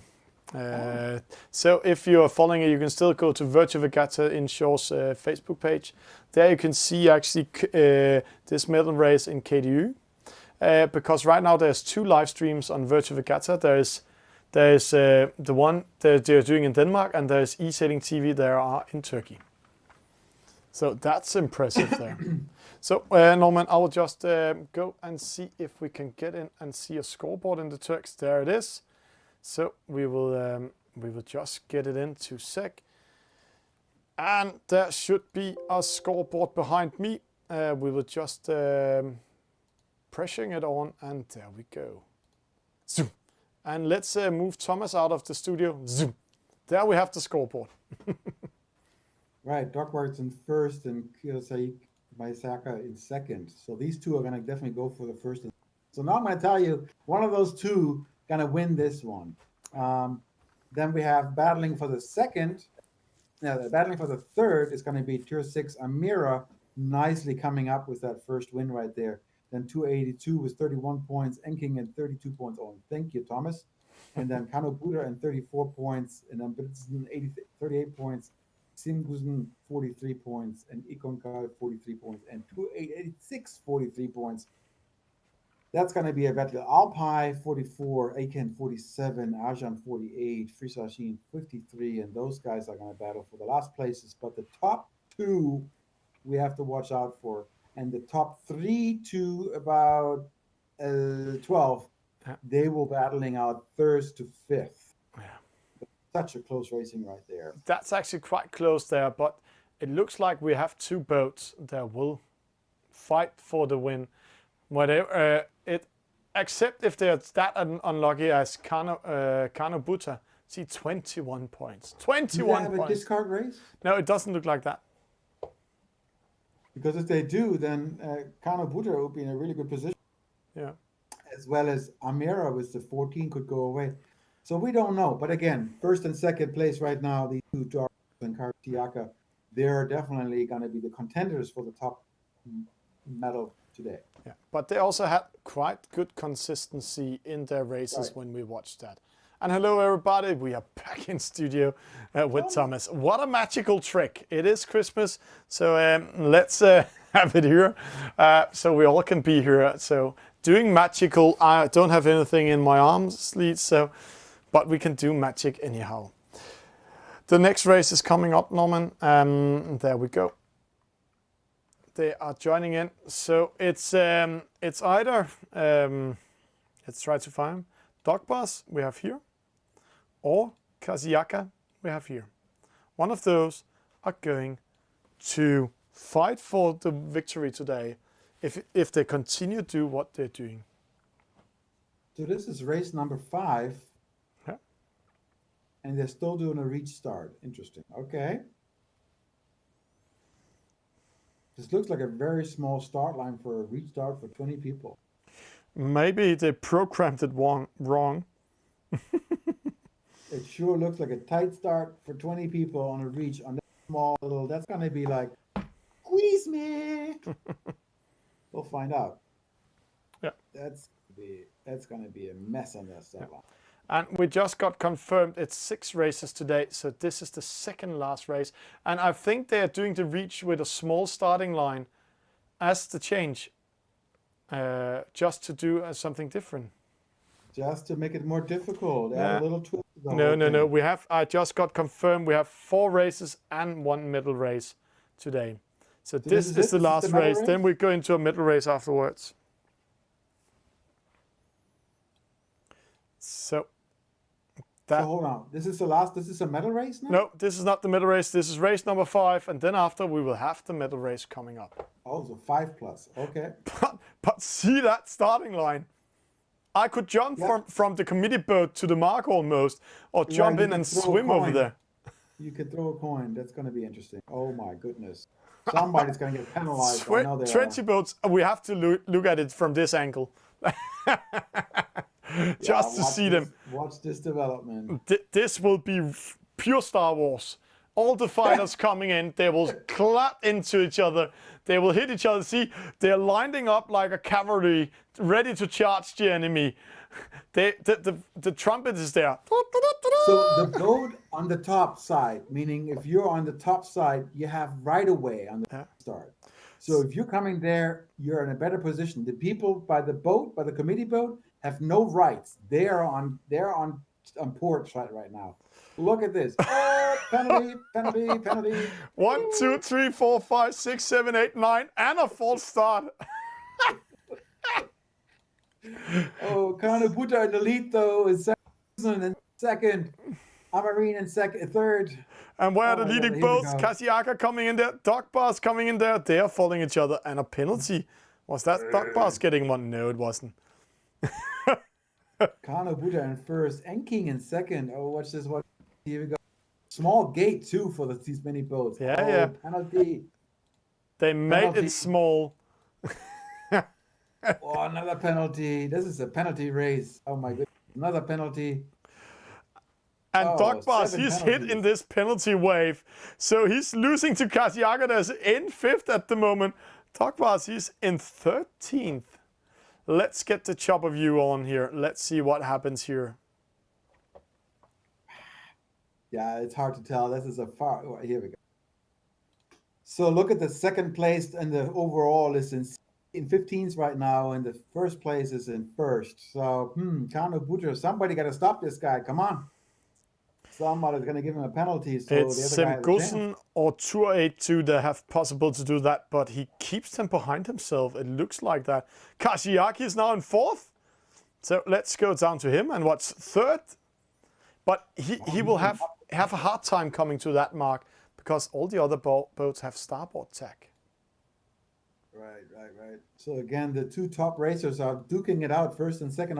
Mera right there, also in a good position, only 30 meters behind. Let's see how this bottom gate is going to unfold and which way they choose to go. Kano Buta coming around nicely. Sam Gusen in second, Turk 82. Oh, what's Fifth is Kashiak Kajika. do? See, he lost 60 meters in that turn.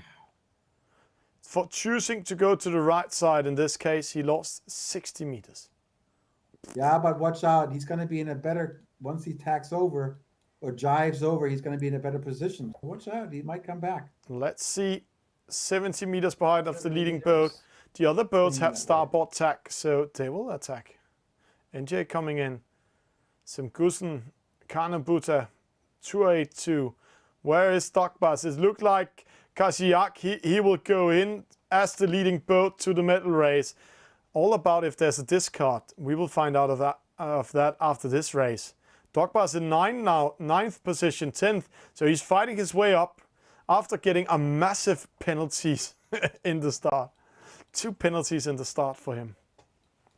No, but it's just nice. So the top racers are not on the top. It's nice. So Kashiak, he's in 4th. So he's actually up there. But see, but look at the wind he has. Look at the light wind he has. Yeah. He's over there. And the reason why Norman's saying light wind, look at the radar. It's very light up there. And it's dark in the opposite side. So he's a place where there's no wind. Where in this side, they have all the wind. But they're not much faster, it looks like. No, maybe they're sailing a shorter distance. No, because Kashiak, he will have the wind over the nose. So that's it. Let's see what will happen here. It's Kanabuta coming in. All organized and clean to go. He's choosing this time the right mark. Yeah. Which is a good choice, closer to the ley line. Zimmer's in third. Good choice. Turk is 82 in second. Amera in fourth. Turk 6. Brinson in 6. Ajan in 7th. Docker is in 8th. Shania. Dropping. Got a penalty. Okay, that's why. Here we go. And Amira lost that one. What did he do? Oh, say clear, but he didn't. So he's going to lose a spot or two. Turk. Akan coming up. And Kankin. But look at these boats. Where's our friend? I don't see him. Yeah, he's in 8th, so he will be up here. He's just crossing the finish line. Well, Docker is it, but where's the other good Kashiak, he came in second.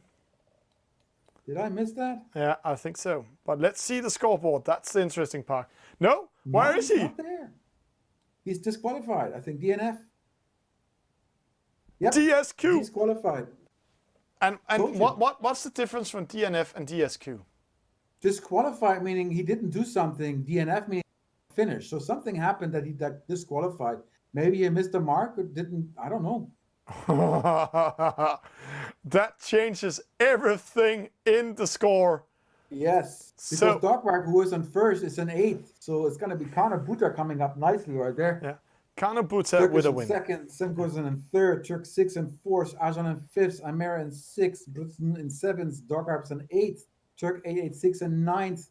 Come on, my friend. Help me out here. And then Ashan in 10th. Scroll down. Here we go.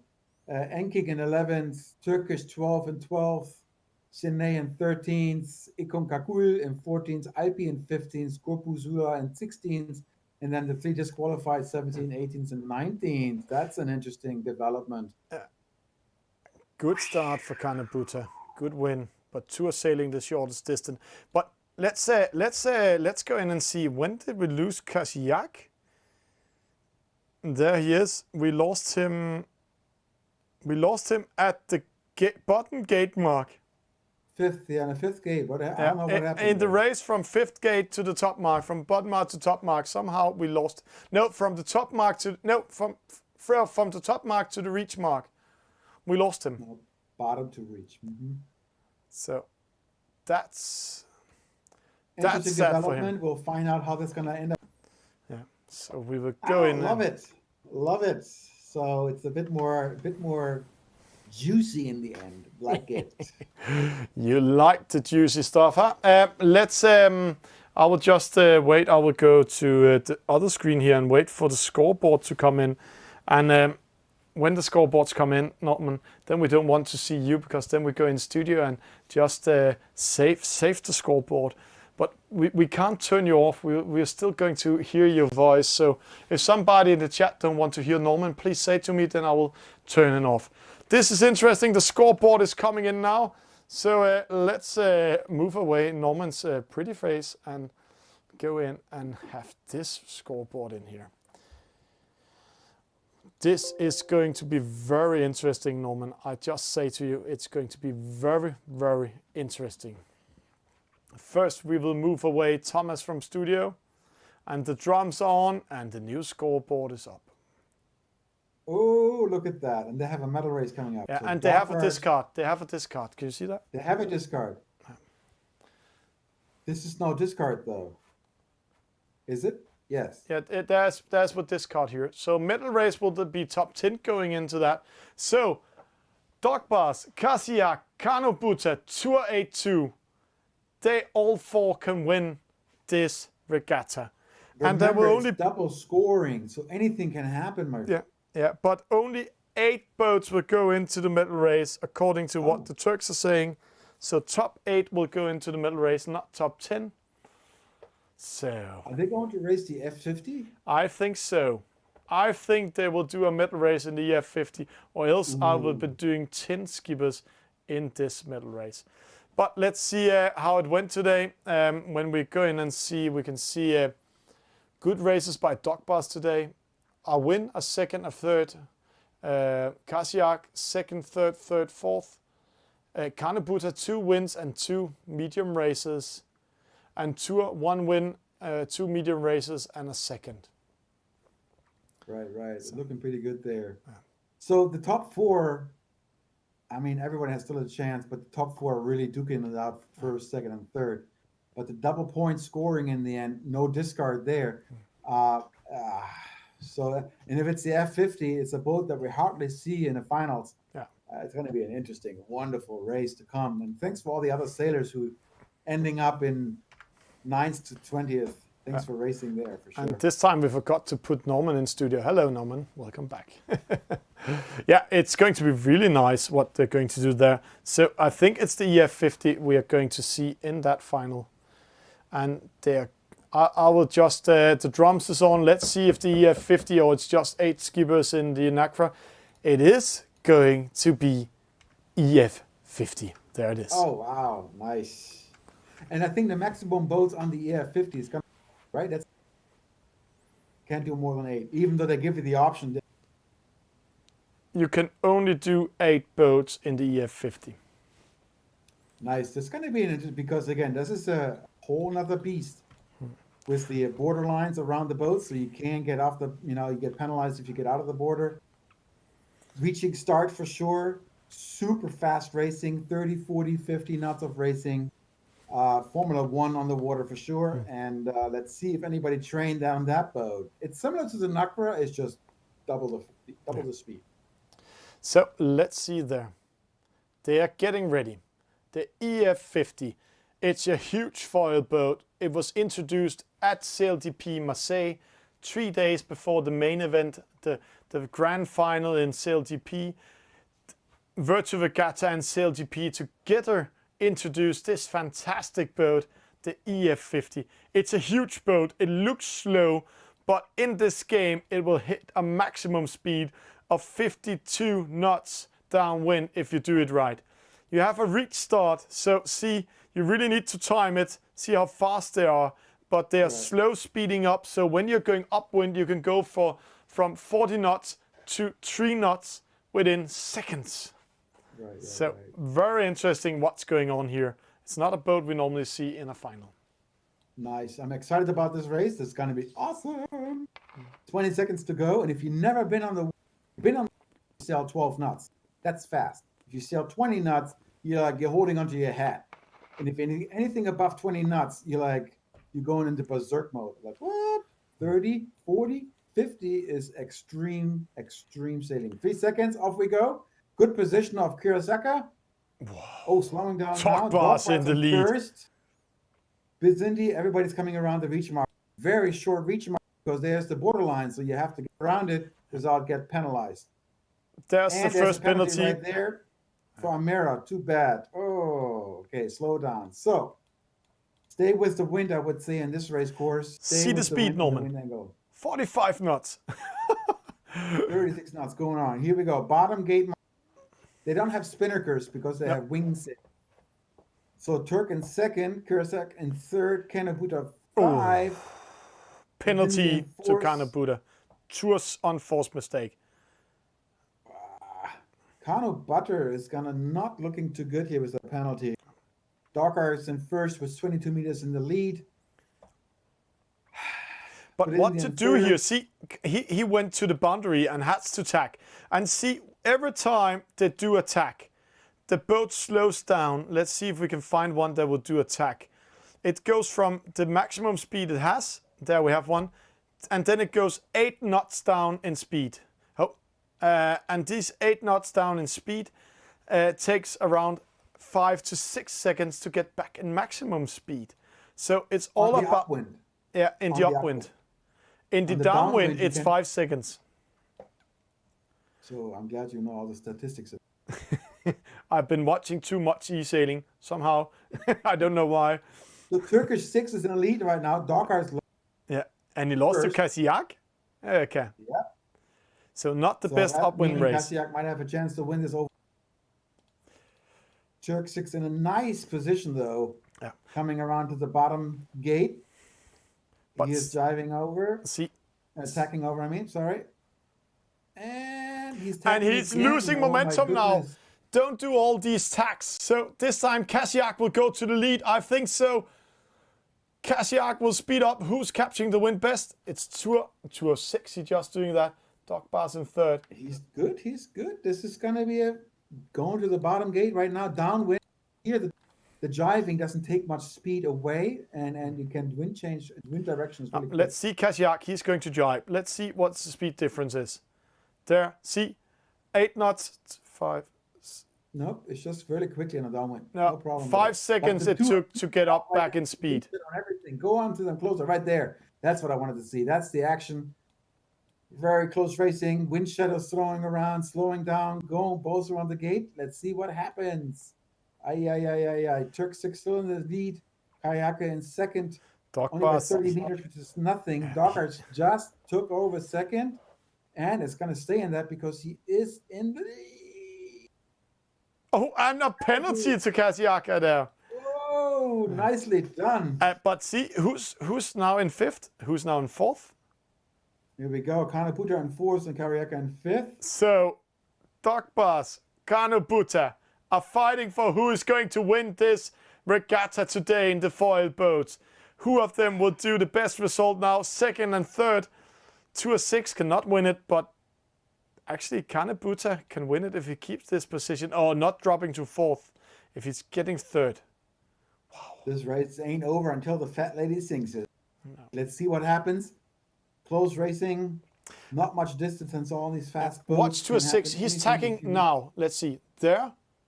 No, he went over the boundary. No. That's a really stupid mistake. Now everything is open again. Oh. Dog Boss coming in. First. And a penalty to Kanabuta. So Oh my goodness. Dark Boss is winning this one. No, he's still in second. Yeah, but Still he's on winning second. in total score. Ah, okay. Sorry about Let's that. see, they're racing for the reach. 2:06. Dark Boss taking the shortest distance. See the reach markers there. Dark Boss would Yeah, go he in needs to front of jibe. 2:06. 206 going to be in second if he doesn't jibe anytime soon. Jibe. Here we go. If you shout He's loud, gonna they get might hear windshielded you by in Turkey. Third. Ah, A win for we go. Dark Boss. Second to Amira. no, Third to second. 2:06. Kanubuta fourth. He will cry himself to sleep tonight. He was so Kariaka in close of fifth. winning this. Kashiaga coming in fifth. Bennett's coming in sixth. 282. And then we have Inkin having wine and cheese or Turkish delight in behind. Wow. That is Oh, hit that mark, please. incredible race. Lovely to watch. Oh, look at that. He's going to live. Oh, he's gonna get Losing another that position. one. That's only because of a penalty. He was going out of the boundary. We saw something extraordinary today. Normally, we don't see a shift in the leading boat in that moment of time. No, that was his own fault. Yeah. Dark Boss win. Amira second. Tour 6 third. Kano Buta fourth. Kashiaka fifth. Tour 8-6. Getting 6. A2. Yeah, 8-2. Getting 6. Then BH. Victorin. Yeah, getting 7. Enkin getting 8. Let's get ready for that scoreboard. Let's Scoreboard. let's Couple just see points. this one. See here. They're switching position all the time. Right. But watch Amira. That's impressive. Getting a penalty at the top mark. Boom. Right. Getting to last position. Fighting himself from last position to second. Really good racer. Every gate he caught one gate. He caught one place. Really nice racing coming back up. Same as Dockart's going down to the third, coming back into first. Good job. Tour 6 wasn't first a lot, and then he made a mistake, came in third. We saw that at the boundary mark.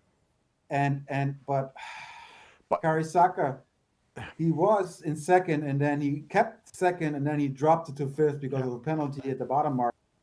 That's such a bummer. Yeah, but here the most impressive is Amira.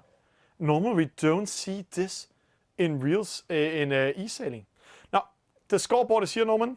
I will just go in and grab it before we are going to watch your beautiful face again. Yeah, thank you. Oh, sorry guys, that was not meant to be, and that was sailing rank coming in. Sorry, let's do there. Okay. It's because I'm working with many screens and it just went into the big screen. So guys, first of all, let's move away Thomas from this here and drums up, scoreboard coming in. We have to minimize it. Dark Boss with a win today. Kasiak getting second. Kanubuta, because he got fourth, getting third.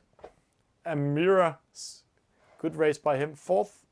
2-8-2, fifth to a 6, sixth and 7 and Enking 8. I also have to learn to speak Turkish. But fantastic job. Nice racing. Great stuff in the end. Love the final race. Wonderful. Congratulations to Darkarps. Expected to be a good winner. And nice. Really I hope you nice guys by them. enjoyed this kind of racing. Lovely format. All the cats in the game. Yeah. So, hey, there's more racing to come in the future. Much more races to come in the future. Norman, what a pleasure to have you in studio. We have been live. Let's see the time here in my corner. 3 hours, Norman. 3 hours. It's lunchtime for me. God, it's past lunch. It's coffee time for me. I need 3 another hours, coffee. Norman. And I have to say, yeah, and you're out of coffee. It was such a fantastic, exciting race to watch the Turks doing the races here today. To wrap up, starting with the Danish Esailing Club. They're starting up, building up a community. Way to go by Lucas Moore, KDU, the Royal Danish Yacht Club. Good performance by them. Then we went to Turkey to watch the second biggest e-sailing club in the world at the moment, doing their regatta only in the NACRA 17 and with a medal race in the F8, F50. Wow. So what's the next race coming up? What's the next show? Do you know? No, I don't know. Normally we only normally we do our Wednesday show where I'm just doing random races. But today and yesterday we've been doing totally 6 hours of shows. So I might have a break tomorrow. Wednesday, middle of the day. Take a week. Yes, take Yeah, a day off. yeah. And then it might be Thursday coming in. Right. And then it's Christmas, but we might be live Monday. And again, we might have a special treat for all of you there. The Scots has been writing us and say, hey, you stream one of our races Monday. Cool. What to do if you're going to stream all our races? Right. So What that about might the be a Sunday race mix. with the Americans? Oh, sorry? What about the Sunday race with the Americans? That's middle of the night for me. If I'm home, I will do it. I'm going for Christmas by my parents. Then I'm going back. We're going a pre-Christmas. And then I go to Christmas by my mother-in-law afterwards. So I have traveling. So maybe E-Sailing TV is a little bit close. But let's see. If I'm home, I might do stream the American race Sunday. In any case, thank you, Thomas. It's always a pleasure. Peace out and have fun, guys, wherever you are. Hi, you're watching E-Sailing TV. Hope you like what we're doing. If you want to see more, please follow us on the social medias. Go on Facebook, write E-Sailing TV. Then you come into our fan page. If you follow us, subscribe or like us, then you can see our live shows and get a notification of it. But there's an 8 seconds delay on Facebook. You can also see when we're doing highlights. We'll pop them up there, and small news with pictures. You can like, share with your friends what we're doing, share your interest. Hope you will join in. But if you're more the video type, then go to YouTube. E-Sailing TV channel here has a live feed also. There's a 6 seconds delay, but it's fantastic on YouTube. All our videos are saved forever, so you can see what we've been doing the last year, also the highlights. Example, here's Norman and I having fun with the chat, getting questions from the chat, and it was so fun. But if you want to see the live shows straight away without any delays, then go on the Gamers Universe, Twitch TV, write E-Sailing TV. There's a 2 seconds delay. So in here, it's if you want to see the shows live. All live shows will be deleted after 14 days. But you can do your own highlights, clip it out, and it will be saved forever. And then some of you said, hey, Twitter. Yeah, we are on Twitter. Go on Twitter, write E-Sailing TV. We're also doing live shows on Twitter. But again, there's an 8 seconds delay on the live shows. But you can see some tweets when we're out traveling. You can get direct notifications when we're doing activities. In here, we are doing a lot of pop-up news, but we are having a lot of fun. You can share and like what we're doing. And of course, Instagram is also there. But Instagram, we're not doing any live shows on. We're only doing pop-up news. So here you can see what we're doing of crazy things. And trust me, we'll be better to do a lot of more crazy things in here. Example, we met L1's nail shop in Liverpool. Or the highlights show from the World Championship. We also informed about it here. Hope you're enjoying what we're doing in E-Sailing TV. See you on the servers.